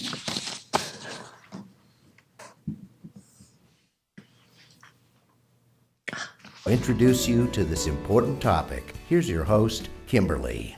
Hi there, I'm Kimberly, and I'm here to talk about something most people don't think about every day, flooding. The disturbing news is that flooding is America's most catastrophic natural hazard, and it causes, on average, almost $3 billion in damage annually. The good news is that since 1968, an important government program has helped homeowners and businesses that have been hit by floods to get back on their feet. That program is the National Flood Insurance Program, or NFIP, and for over 40 years it has helped communities to reduce flood losses and to rebuild when disaster strikes.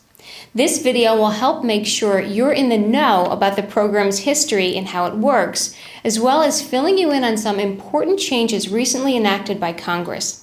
You'll learn what these changes mean for both the program and your community, the timing of these changes, and how they'll help ensure that the National Flood Insurance Program remains a strong and vital resource for our communities. So let's get started. Section 1. History of the NFIP and 2012 Congressional Reform. Throughout America's history, floods have been a major cause of property damage and loss of life. As far back as 1936, Congress recognized this problem and passed the Flood Control Act, the first national construction program aimed at containing floods. Flooding from hurricanes and other storms remained a fact of life, however, and in 1965 we got another reminder of nature's destructive power. Hurricane Betsy, which devastated the Gulf Coast from Florida to Louisiana, caused more than 70 deaths and was the first storm in American history to cause more than $1 billion in property damage. All of this damage took place in an era when few homeowners and small businesses had access to flood insurance. And all too often, the victims of floods were left financially devastated and unable to rebuild. With the impact of Betsy and similar disasters fresh in their minds, Congress passed critical legislation to protect Americans from the devastating financial impact of flooding. The National Flood Insurance Act was passed in 1968, and for the first time, homeowners and businesses could purchase flood insurance through the National Flood Insurance Program. In exchange for the availability of flood insurance, communities had to agree to monitor and manage development in the floodplains and adopt new standards for construction. In the years after the program's beginning in 1968, two trends would become clear. The first was that the program would quickly grow to assist more and more communities. The second was that Congress would continue to review the program, making modifications and reforms as needed to keep the program strong, effective, and financially sound. The program's growth was explosive. From a mere 4 communities served in 1970, it grew to involve almost 10,000 communities by 1975 and over 16,000 by 1980. Along the way, some key changes were made. The Flood Disaster Protection Act of 1973 expanded the NFIP by greatly increasing the coverage limits and total amount of insurance available to homeowners and business owners. The Act also set requirements that flood-prone communities participate in the program, as well as mandating flood insurance where federally regulated loans were issued. In 1976, the concept of base flood elevation, or BFE, was introduced to the program's flood insurance rate maps. BFE refers to the location and level of a 1% annual chance of flooding. This concept is important since the higher a structure is built above the base flood elevation, the less risk it faces from flood damage. For that reason, demonstrating that the higher a building sits above the base flood elevation level entitles that builder's owners to pay a lower flood insurance premium. An important program change happened in 1983 when the Write Your Own (WYO) program began. With this change, private sector property and casualty insurance companies began writing and servicing NFIP flood insurance policies. The federal government remains responsible for losses while gaining improved service to policyholders through the WYO's industry knowledge. With the help of these and other reforms, the program continued to expand to more and more communities. And by 1994, the program was responsible for 3 million policies, and the $1 billion annual premium generated over $349 billion in insurance coverage for homes and businesses. However, the year before had shown that participation in the program was still not robust enough to cover major flood disasters. After the Midwest floods of 1993, data showed that only 10% of the buildings damaged in those floods were covered by flood insurance. In response, Congress enacted the National Flood Insurance Reform Act of 1994, or FIRA. The act increased the mandatory coverage requirements to further ensure that flood-prone communities would have more structures insured and a way to recover. A decade later, the Flood Insurance Reform Act of 2004 was passed to address another problem, namely repetitive loss properties. These were insured properties which had experienced multiple flood losses totaling thousands of dollars, sometimes even exceeding the total value of the building. These repetitive loss properties only represented about 1% of the insured properties in the program. However, they were responsible for 25 to 30% of total claims losses and were costing about $200 million annually. The Reform Act of 2004 established the Severe Repetitive Loss, or SRL program, which defines an SRL property as one which has received 4 or more separate claim payments of more than $5,000 each, or 2 or more separate claim payments, building payments only, where the total of payments exceeds the current value of the property within a 10-year period. FIRA 2004 authorized the SRL and repetitive flood claim grant programs for states and communities to help mitigate future damage by making improvements to repetitive loss properties. Thanks to continuing reform efforts like these, the NFIP was able to expand through the years while ensuring that the total claims paid in a given year remained below or in line with the premiums paid. This ensured that the program remained sound, strong, and reliable without forcing taxpayers to cover losses.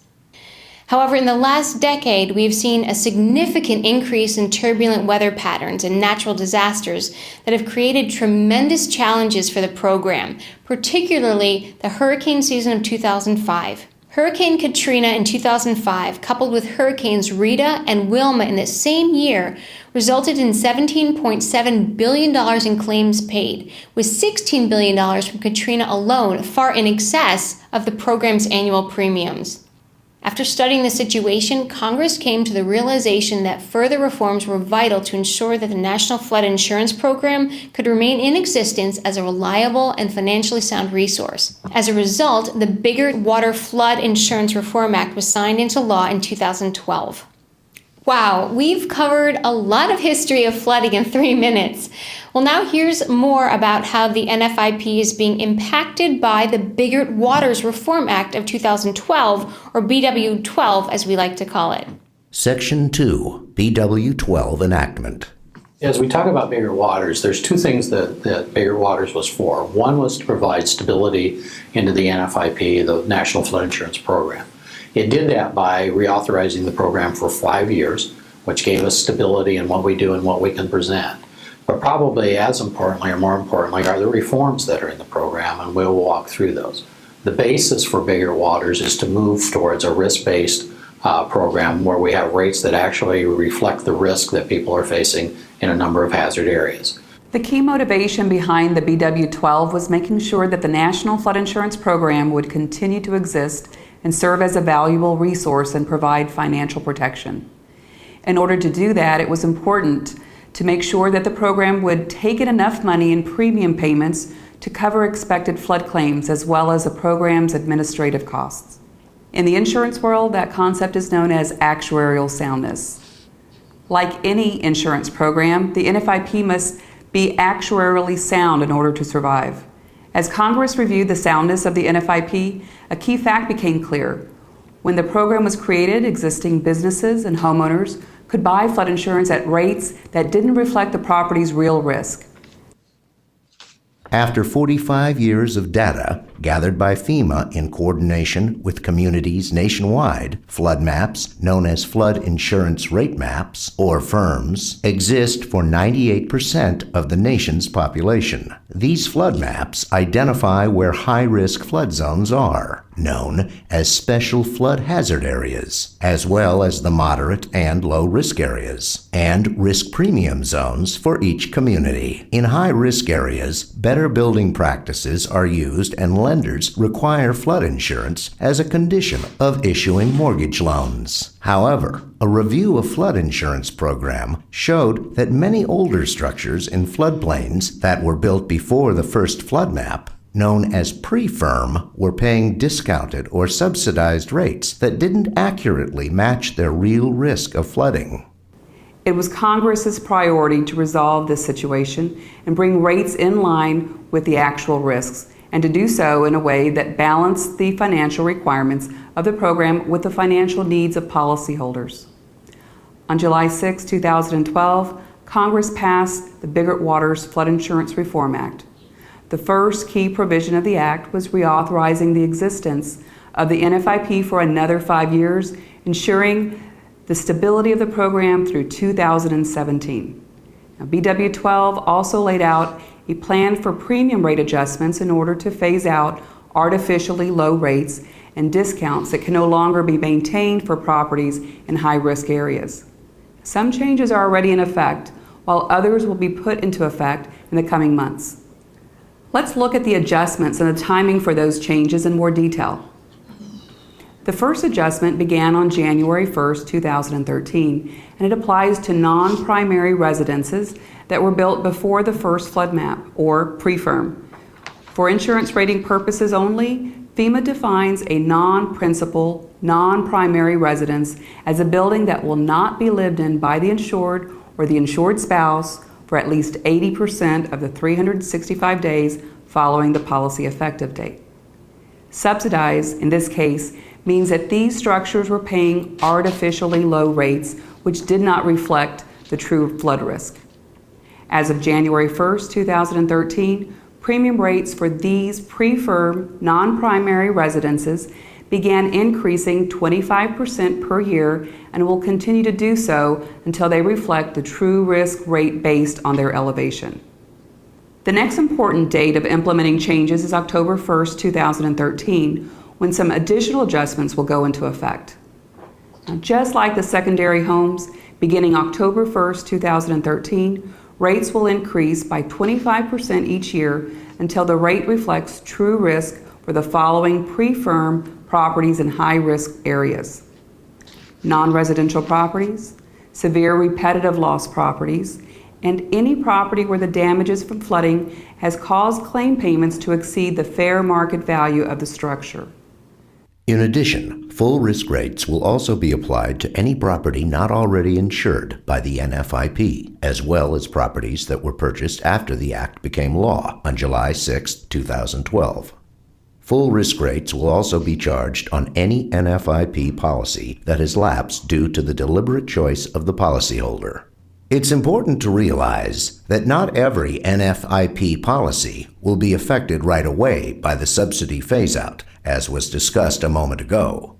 In fact, 80% of all NFIP policies are not subsidized and will not be affected by BW12's provision other than being subject to an increased cap on annual rate increases and a new reserve fund fee. Said another way, let's take 100 policies and divide them into one group of 20, representing the percentage of policies that are currently subsidized, and another group of 80, representing the 80% of NFIP policies without subsidies. Of the 20, only 5 will be immediately affected by the BW12 2013 subsidy phase-out. However, the other 15 in this group of 20 could be affected if one of the other conditions is met, such as a policy lapse or sale of the property. The group of 80 is subject only to the reserve fund fee and a capped annual rate increase to keep pace with inflation and actuarial adjustments.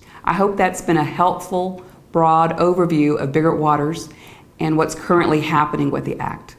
I know, that's a lot to take in. Of course, BW12 doesn't stop there, so let's get into how the Act will impact the future of flood insurance. Section 3, BW12 changes after 2013. The 2013 changes to risk rates are just one part of an overall direction of Biggert Waters' move toward risk-based rates. BW12 directs FEMA to discontinue grandfathered rates as new maps become effective and charge premiums that more closely reflect the individual structure's risk. Grandfathering currently allows lower insurance rates to be charged even though newer flood maps reflect increased risk. The current grandfathered risk class covers a group of structures having a very wide range of flood risks, from low to high, while the premium charged for the whole class represents the average risk. This is a classic case of cross-subsidy, with the lower risk paying higher premiums for their risk levels while higher risks receive discounted premiums. FEMA expects to implement Section 207 of BW12 on October 1st, 2014. In the meantime, there are numerous topics for FEMA to resolve regarding this section of the Act. When that is done, FEMA will provide specific information through wide distribution. In addition to bringing insurance rates in line with our best understanding of actual flood risk, Biggert Waters helps to set the stage for comprehensive and far-reaching reforms to help the nation better mitigate and manage flood risk. The Act has a number of provisions that help to start that process. For example, the Act calls for a comprehensive plan to continue making flood maps as modern and accurate as possible, and for helping state and local communities and property owners to effectively communicate about changes to maps and mandatory insurance purchase requirements. It also reforms and streamlines current FEMA programs for community flood mitigation and aims to develop a process to better understand flood events. The Act also authorizes important studies to help support fact-based decision-making about flood insurance and mitigation.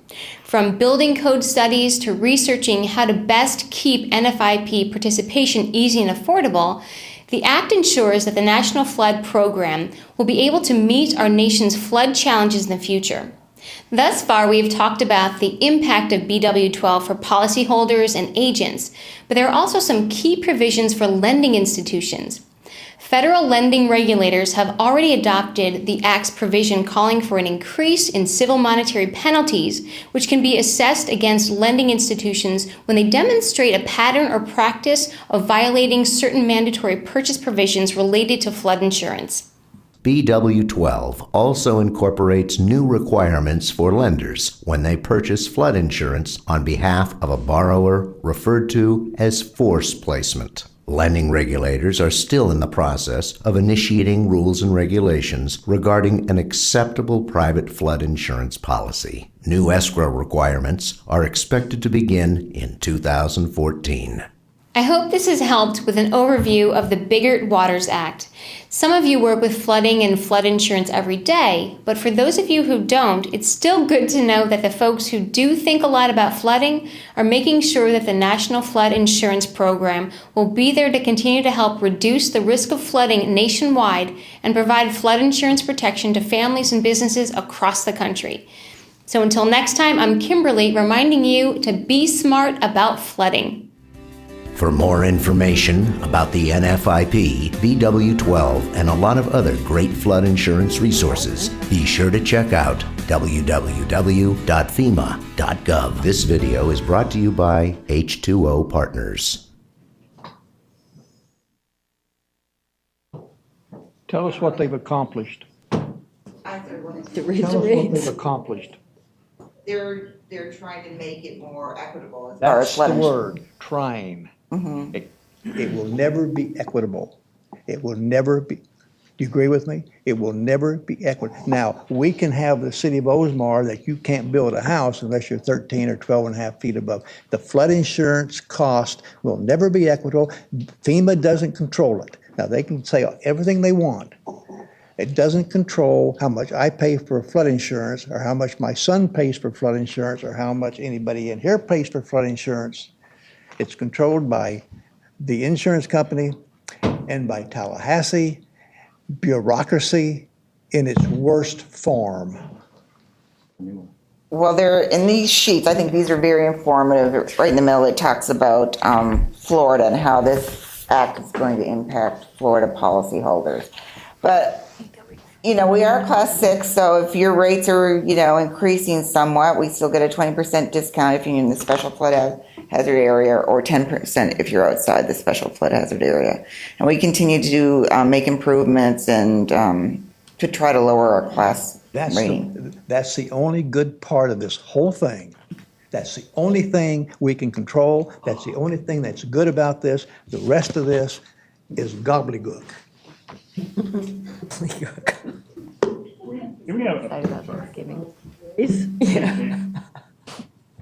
Janice and I must have heard some of the same information. I was at the PPC and this kind of came up, and I was talking with Bruce about it. The BW12, that certain things have already been enacted, but the October 2014, there's, as Kimberly said, or whatever her name was, that they have issues to work out, and I guess that's what I was meant, that they're kind of on hold and haven't taken really any action yet. And I guess at the I was at the mayor's council or mayor's lunch or whatever it's called, and we were talking about it, and it said 80% are not, 20% are, but when you look at Florida, we're probably the other 80% are because of the coastal communities, and and I think the property appraiser broke down by community how many people are affected in each community. I don't know if we have a feel for Oldsmar, how many?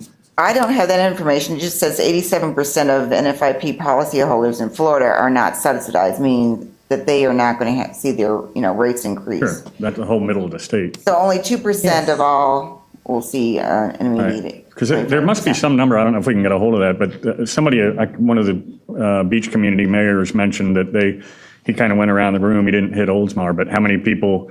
I mean, it can pretty severely affect a lot of these beach communities, especially But if they sell their house, or if they're commercial property. If all these commercial old mom and pop hotels, it's going to just flat kill them. It's going to. I mean, it's going to literally kill. Yeah, the big ones are killing What is them the what is the logic behind the non-occupied or the people that aren't here for 80% of the time? Why is their rate so low and we have to pay? they're just paying the subsidized rate, but because that's not their primary residence, then they are going to have an increase in their insurance. Right. Well, I think that's right. They should pay what I mean. I agree. The structure is the structure. Who cares if they're there or not? I agree. Well, let me ask you, let me pick a tail on that. Okay, let's say citizens. How is FEMA going to control citizens to have them raise the rate on something that Linda just talked about? I don't think they have anything to do with it. No, they don't. Well, who does? Well, I mean, if you want to FEMA tells citizens how much to charge? No. Oh, wait a minute. Now, she just brought this up. How does FEMA know that this person only lives here 3 months out of the year? They probably don't have a homestead exemption. Yeah, homestead. Okay, they have homestead. They don't have. Or they don't have homestead. Okay, they don't have homestead. How do they control that? What do you mean, how do they control that? How do they know to charge this? Because of it. Well, wait a because of minute, the- citizens controls how much you pay. Not for flood insurance. They only do it for homeowners insurance. Yeah. How much you pay for flood insurance? Flood insurance, my flood insurance this last year was $1,100. I think mine was around 1,200 to 1,500. Well, you're. Because you're in the your special house is flood closer hazard to the area. water. But are you getting the 20% discount? Have you told your I know agent? you told me to tell my agent about Yes, that. because a lot of people have not. Tell you how many times I've had forced placed insurance when I already have insurance, and because they think it's easier just to force place insurance on you than pick up the phone and call my insurance I agent know. and confirm. Isn't that the truth? But we could get into this all Y'all night. gonna be mad at me if you know what my flood insurance is. Well, your house is. We're mad at Your you. house is on a hill. Yours is what, 700? Yeah, but you're right across from the water. 600? No. What is it? Less? 150. What? It's a newer home, It's a little more than that. a higher elevation. Right. Yeah. The risk, He's up there high, that He's mitigated his that risk base by- elevation. You know, the funny thing is, though, my home's been there 95 years and it hasn't floated away yet. Yeah, The older it exactly. is, the more higher my flood insurance is. And mine's In 40 the next years old. 95 years, it still won't flood away. Or float away. Right. My house, and never once has water gotten into my house, and never once has my electricity gone off. But I And bet I've you had pay. waves hitting my house. Oh, I pay a Yeah, I was fortune. going to say, you pay way more Yeah. than I do. Okay. I thought the video was really good. Yeah. Yeah. It's good for people to Very informative, you know. It's. Kim did a great job. Her eye contact was a little iffy. I saw the but- video I know, 5 wasn't times. that I thought it was annoying? like. That wasn't annoying just for me. Yeah. Why would they? Okay, Anyway, what are you looking for us to do To accept other the than update discuss to our the insurance local policy? mitigation strategy still report. unfair. I accept Who it. started this, Jim? I just wanted to say it brought me back need a to motion. college I need a- because your report was so college-like. It was like so, it was good. Thank Need a you. motion? I need a motion. I will make a motion. I need a I'll second. second. Need a motion and a second. Any discussion? Good. All in favor? Aye. Aye. Thank you, Marie. Thank you, Marie. I forgot my, let's see. 10 minutes till 9. I know, I missed that one. That's not bad. You guys and your bets. Do you guys Y'all done? seriously bet? I do want to compliment Marie. Y'all know this, that the National Flood Insurance Program and the Community Rating System are not real simple programs. And Marie has been in charge of these programs for us for a number of years. And she's also a certified floodplain manager, which, she doesn't wear a badge or anything, declaring that. But that also is a consideration when ISO, comes and does our ratings. And Marie has had her certification for a number of years, but now we also have, 2 other employees that are certified floodplain managers as well. So I want to thank them for their efforts, Marie especially. And we're a 6, and there aren't a lot of 6s, isn't that correct, in the area? My goal is to get low. That's all, thank you. Thank you. What year is this now? This is about the. 2013. And just for Gabby's, We've had this discount. Good one, Bruce. I will give you that one, okay? Okay. Over here. We've had this discount for a lot of years. Oh, Lord. Well, thank you. that was the TV that you were seeing on that video, Gabby, just for your, Wasn't it Nintendo 64? I didn't know if you knew what that was with the dials on that thing. Those knobs. The knobs. That's funny. City Clerk? Nothing tonight? City Council, comments? Mr. Beaverland? Thank you. I found out, I didn't know this, but the red light at Bayview it is not timed. It's timed by how many cars are traveling Tampa Road. And then that's what determines how long you sit there. I guess you could sit there for 10 minutes. Oh, my heavens. Today, the traffic was backed up from Tampa Road to the railroad tracks. No. I could not believe it. I'm taking the city manager has I'm not told going that me way. to take Pinckney from now on, which I'm going to do. I'm not going to set that red light no more. It all depends on which way you're going to turn. But it depends on the. I swear I have gotten in the front, I have gotten in the right, I have relocated myself multiple times over the sensor and then had to turn right and do a U-turn just to get out of A there. lot of times, if there's not two cars, one car will just sit there. Two cars will just sit there. It has to be a number of cars before that light will change. Anyway, I just thought I'd bring How that. do they determine that? I There's don't a know. counter? It's computer. Don't forget Pat Rayner's retirement, bless her heart. Yeah. Now, I probably will get a little bit of flack on this, but that's okay. If I had known, I didn't do my homework. And I will admit that right up front, that when we did all this trail planning, I had no idea, and of course, you've already got it, but you voted for it. The 10-foot sidewalks in front of a house is ridiculous. Yeah. Doesn't make any sense. And I would like the council, if they would, instruct the city manager, which he said he would, under duress. Thank you. Smile. That's phony. I didn't know that this is what DOT requested, or I guess their standard, or whatever it is for our width for our grants. Oh, to go back and ask them for an 8-foot sidewalk on Shore Drive and Lafayette. Those houses are close to the street now. You're going to have a 10-foot sidewalk in your front door. You've got one now. I understand it. I do. And Where was he when it was in? No. that doesn't make any sense. Make it 8 for them, make it 8 for us too, darling. 8 foot is fine for a trail. 10 foot out in the woods is fabulous. yeah, you can get 10 a car foot on that. in front of your house down Lafayette does not make any sense to me. It does not. And I would ask if the council would agree, I don't want to be, it has to be an agenda item or whatever, to ask the city manager to request that we only have an 8-foot sidewalk down Shore Drive and Lafayette. That makes sense. Why to me. just those two? Why just Shore and It's already, Lafayette? right? Yours is already built? Mine's built. Well, Bruce, See, does it- yeah. See, I would have said the same thing if I'd have realized that.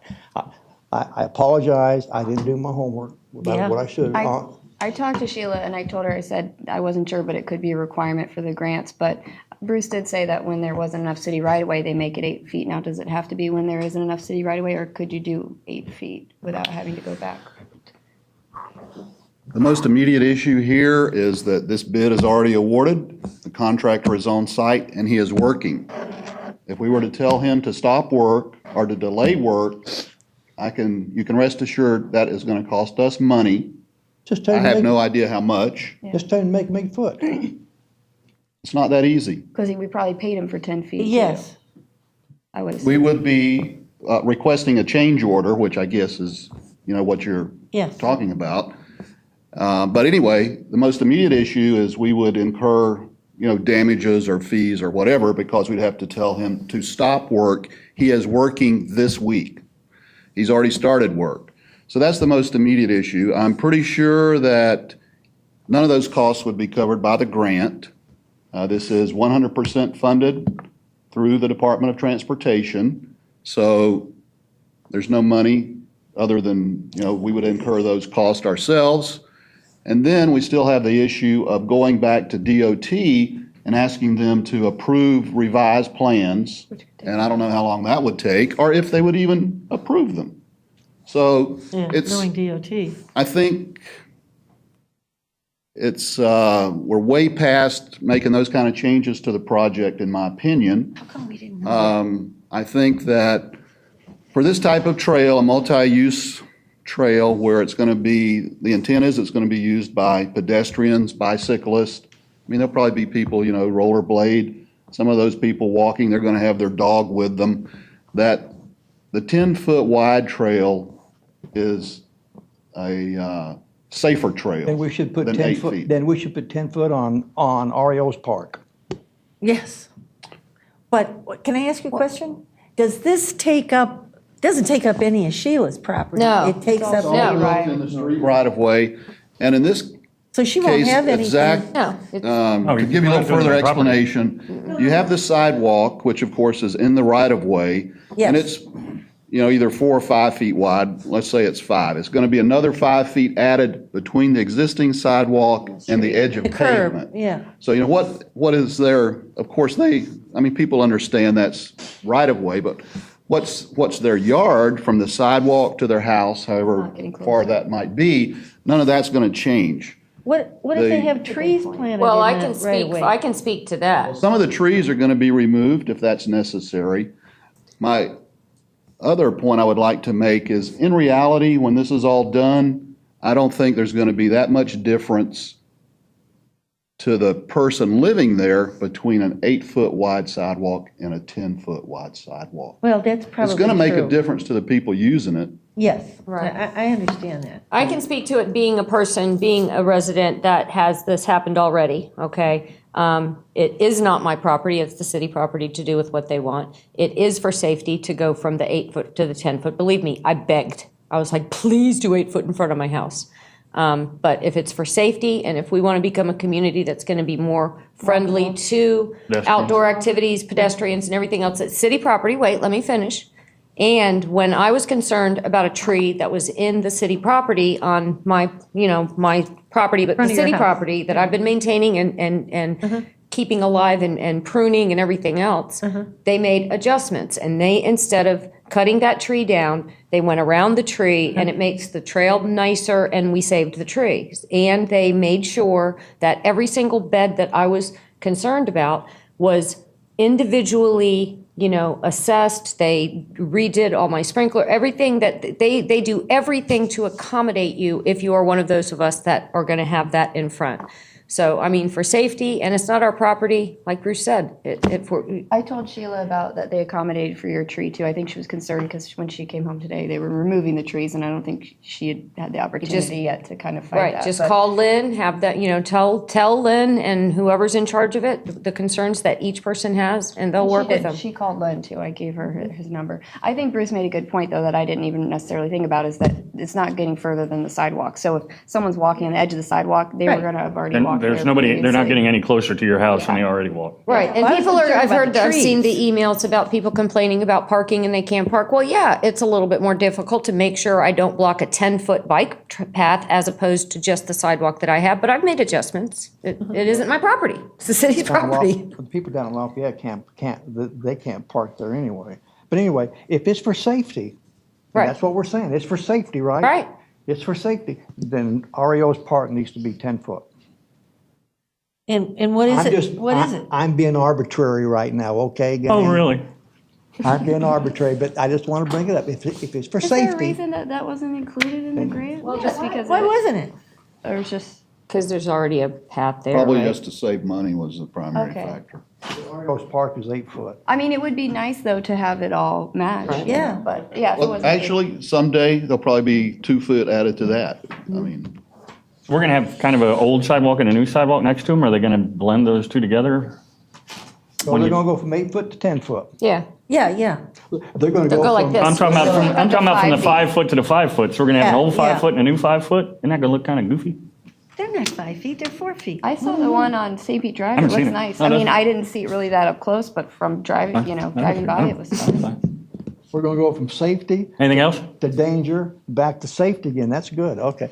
I see on this part, I see that you are going to go for an overpass for grants. Yes. Yes. We've been talking That about I that will for a vote- long I'm time. smiling now. We've been talking about that for a long time now. Yeah, but they've already applied for them now. Okay. They have applied for the grants, which may be 5 or 6 years, but. Yeah. applied for it. No, that's all I've got. Being, Talking I just, BOT. I just want For to the record, that's all he's got. Vice Mayor Miller. just thank you who you are. Okay, actually, I don't know what happened, but at the Florida League of Cities, we had local leagues, like we belong to the the Suncoast League of Cities, which is part of the Florida League of Cities, which is part of the National League of Cities. But anyway, we were awarded a certificate, and we're the first ones this year that were awarded. There were only 3 cities in the whole state that were awarded this. So Gabby and I received this award. It's a hometown health award. Just us two. This certificate is awarded to the city of Oldsmar. Congratulations on your commitment to employee health and wellness. And I would imagine that has something to do with that thing we're doing in Palm Harbor. The 10-foot trail. 10-foot trail, right. It's with partnering with them. Tarpon Springs and the wellness program, Yeah, all the those things. Wellness Center in Tarpon, yeah. But they didn't receive an award. They're not as cool as us. So, anyway, they were supposed to be here tonight to give pouring us a down rain. plaque, and I'm sure that's the reason. But I will give this to Kathy, and she can do with it what she will.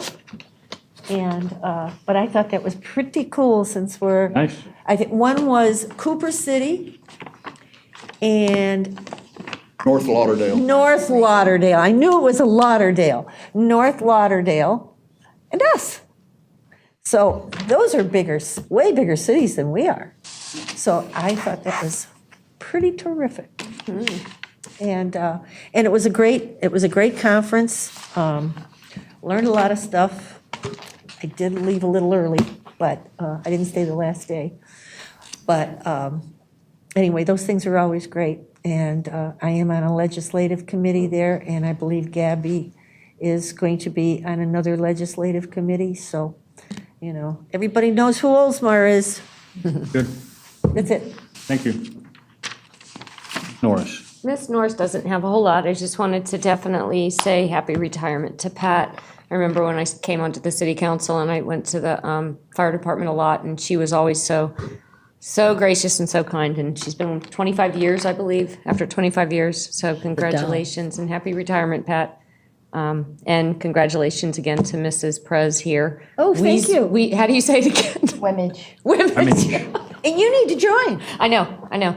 I will. Yes. I'm sorry to have missed the conference, Women but I will. elected to municipal government. Yes, I will. So, and it's empowering women. So I don't really All have you a whole guys lot. out there, I just don't got back go from boo. vacation, so I'm just coming back into the real world in the last 2 days, and it's been hard, but okay. Ms. McGee. I saw Tony sitting back there, and I wanted to tell her and wish Frank a happy birthday. Was it today or yesterday? And this, I'd like to make an invitation as well. Yeah, sure. So we're always thinking about you, of course, and we love you. We're going to have to go there for lunch. To the barbecue? To the barbecue. It's delicious, yeah. Yeah, I'm sure. It's really good. I can't wait to go. I attended the Florida League Conference. That was my first one, and I was the designated voting delegate. Thank you all. Oh, by the way, did Tom win? No. So, lost by 1 again? No, he didn't lose by 1. They He didn't say the didn't? final number. So, real quick, Doug said, I'm sure you're going to have a lot of fun in the voting session. And, it's where they present resolutions, and you have someone that's designated from the city to represent the city and vote. And I'm also a guest on the Suncoast League of Cities, and there was a member that was running for one of the seats. And, Yes. and he didn't make it past the nominating committee, and he had campaigned the whole year. And everyone kind of felt it was a little unfair to at least have his name on the ballot. So the first vice president was sitting right next to me, the mayor of Miramar, and she said, so someone on the league decided that during the voting session, he made a motion on the floor to have his name added, despite what the nominating committee had Right. decided. And she said that that's probably only the second or third time that's happened in 19 years. So, it just showed kind of the support that you have when you're a member of the regional league. And you had to get 2/3 of the members in the room to vote yes, and he didn't get the 2/3, but he did have a lot of support there. So I thought that was really great. It was just really positive, I thought, especially for our regional league to stand behind Yes. their member. Yes. And I really enjoyed the conference. There was one portion where a speaker asked us to raise our hands depending on our generation, and I know we did that recently, and Marilyn was at the conference too. Yeah. And when Generation Y came up, which is my generation, I raised my hand. I'm in the back of the room, about 800 people, and I think I saw 4 other hands. Not really really surprising, but maybe a little surprising. And I met one of the Gen Ys. He was a voting delegate, of course. He probably also got nominated by his city. Short straw. And he was really nice. His name is Dan Daly, and he is in Coral Springs. And he goes, "Where's Oldsmar?" I'm like, "Where's Coral Springs?" Like, is that near Miami? So Yes, it was by kind of Fort funny. We Lauderdale. talked about that a little. And he is only 23. So Wow. he's Oh, wow. a few years younger than me, Wow. and he was elected in November when he was 22. And before that, he was a legislative aide, so that's kind of what got him involved. So it Yes. was really neat just to meet someone else and have that connection. Yes. And I wanted to thank Ann and Kathy for putting the packets together and coordinating all that stuff. Oh, And they're wonderful, aren't Janice they? would have been lost without you. Always. Where are we going next? And lastly, I just wanted to ask Ann how her birthday was. Oh, it's fabulous. I survived. And your son has the same birthday? Mm-hmm. Her and her Yeah, son he's have the survived same too. birthday. Oh, I didn't know that was his birthday Not the too. same age, though. Well, she goes, "We have the same birthday, but not the same year." And I said, "I'm really glad you clarified that." And that's all I had. Mr. Mayor, I do have some. She brought some. I'm sorry, I'm sorry. but this is important. I think for this coming next year, we should put some delegates in there for the city clerk, for the Yes. for the city attorney. We should put them up for the city clerk of the year. They still do that, don't they? You know what? They don't do They don't do council. that No, they anymore? don't do it anymore. Yes. Thanks for the idea. It's well, I don't know what the clerks do though. The clerks themselves do something, right? Yeah, the clerks nominate other clerks for And- clerk of the year. Yeah, weren't you nominated? Clerks for have a little something? club. Oh, The clerk club. Well, I'm going to send Dan Daly an email and say, "You tell your clerk to nominate my clerk." And we'll do yeah, there you go. Well, my back, I didn't. Yeah, Okay, it's been a while since you've been. years. Yeah. You were there, the last time you were there, you were given a 20-year award. First year I missed. And Bruce and I were up for, we were one of the 5 Council? top council members and 5 top city managers. Remember that? What year was that? I'm going to 7? say it was like 08. 7 or 08, yeah. Actually, that's when I quit going because the politics of it was horrible. One year we had Yeah, Bruce and I should have won. a colleague help me.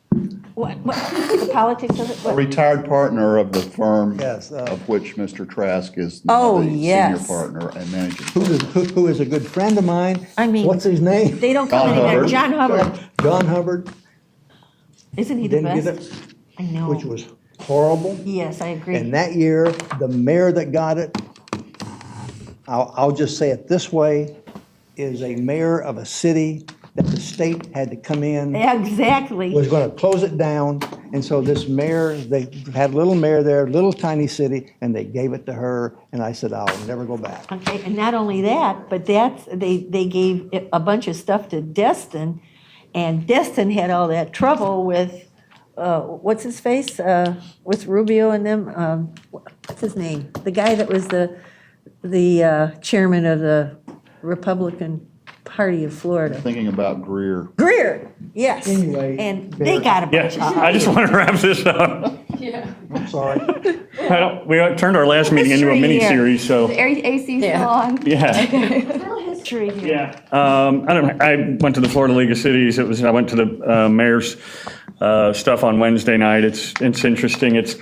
I feel a lot like you because I'm probably one of the youngest mayors that are, there. I go to the mayor's lunch and all that. So I walked around with my orange shoes and got some looks. So, but at any rate, I thought it was great. I feel like you always take something away from that, and I think it's a great opportunity to network and and talk to people. And some things pertain, some don't. I talked to.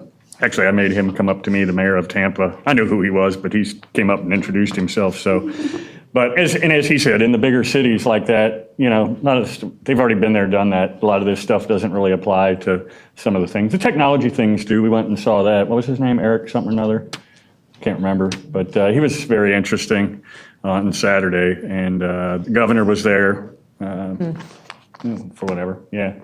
Anyway, that's all. I don't really have anything else. Celebrate Oldsmar. Oh, yeah, celebrate Oldsmar next Oh, yeah. Friday and Saturday.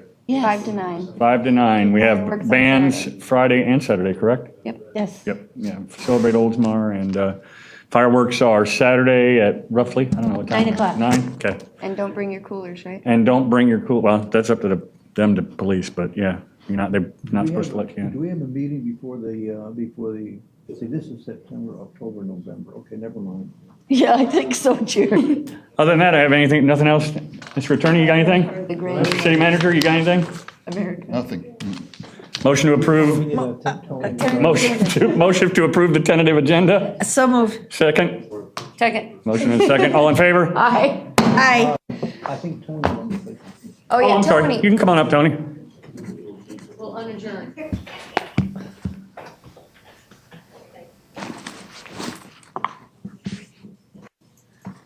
Tony Gross, 711 Sandleaf Avenue. Thank you, Gabby, for remembering Frank's birthday yesterday, but also it was the day that we buried him in Arlington 2 years ago. But I'd like to invite City Council to the Tampa Bay area's first ceremony recognizing local Gold Star families, families of the fallen, on the last Sunday of the month of September, which is designated as Gold Star Mothers and Families Day. The hour-long ceremony and Soldiers Battle Cross Memorial dedication will take place at Oldsmar's beautiful waterfront Veterans Memorial Park, Sunday, September 29th at 1 p.m. Good. Oldsmar's very own City Council member, Gabby McGee, will be making an official welcome. I hope you'll be able to attend this. I also humbly ask that each of you pray that it does not rain. Really? Thank you. Thank you. Tony. Thanks, Tony. Pardon me? I was just going through the pictures from Arlington. I failed to put them on my computer, and I found them I just found them 2 nights ago, and I looked through them. I need to get some of them to you. Some of them are beautiful. Oh, you had your red scarf on and your red mittens. But then my aunt took so many of flavor, like shots of just beautiful. It was just beautiful. It was so moving, and I think you'll really appreciate them. So we'll need to get together so I can get you some of those. Well, it's interesting because when we go to Arlington, it's kind of a family reunion because Frank's grandparents are buried there too. My mom and father are also buried there as well. So I would have liked for him to have been buried with them, but Sure. They said Section 60. Yeah, but he's right under a tree. At least he's He there. is. Right under a tree. That's an honor. It's interesting because the tree where he's at and where he's buried is for soldiers who died in 2009. Somehow they managed to stick his plot in there. And it is a beautiful location next to a tree, so you can't miss it. Right. So that's a little God hug. But I will be able to go there because my son teaches at the Naval Academy at Annapolis. So the next time I go up to see him, I'm going to make it a point to go see Frank. Thank you. I'll send you his grave. I was just going to say, email that to me, please. It's Section 60, gravesite 8311, 8311. Email me. Okay, will do.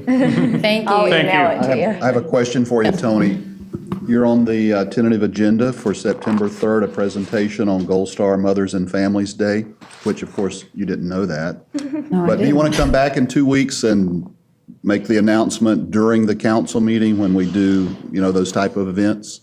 That would be fine. Prior to 9 p.m. Yeah, Okay, that'd be so- great, yeah.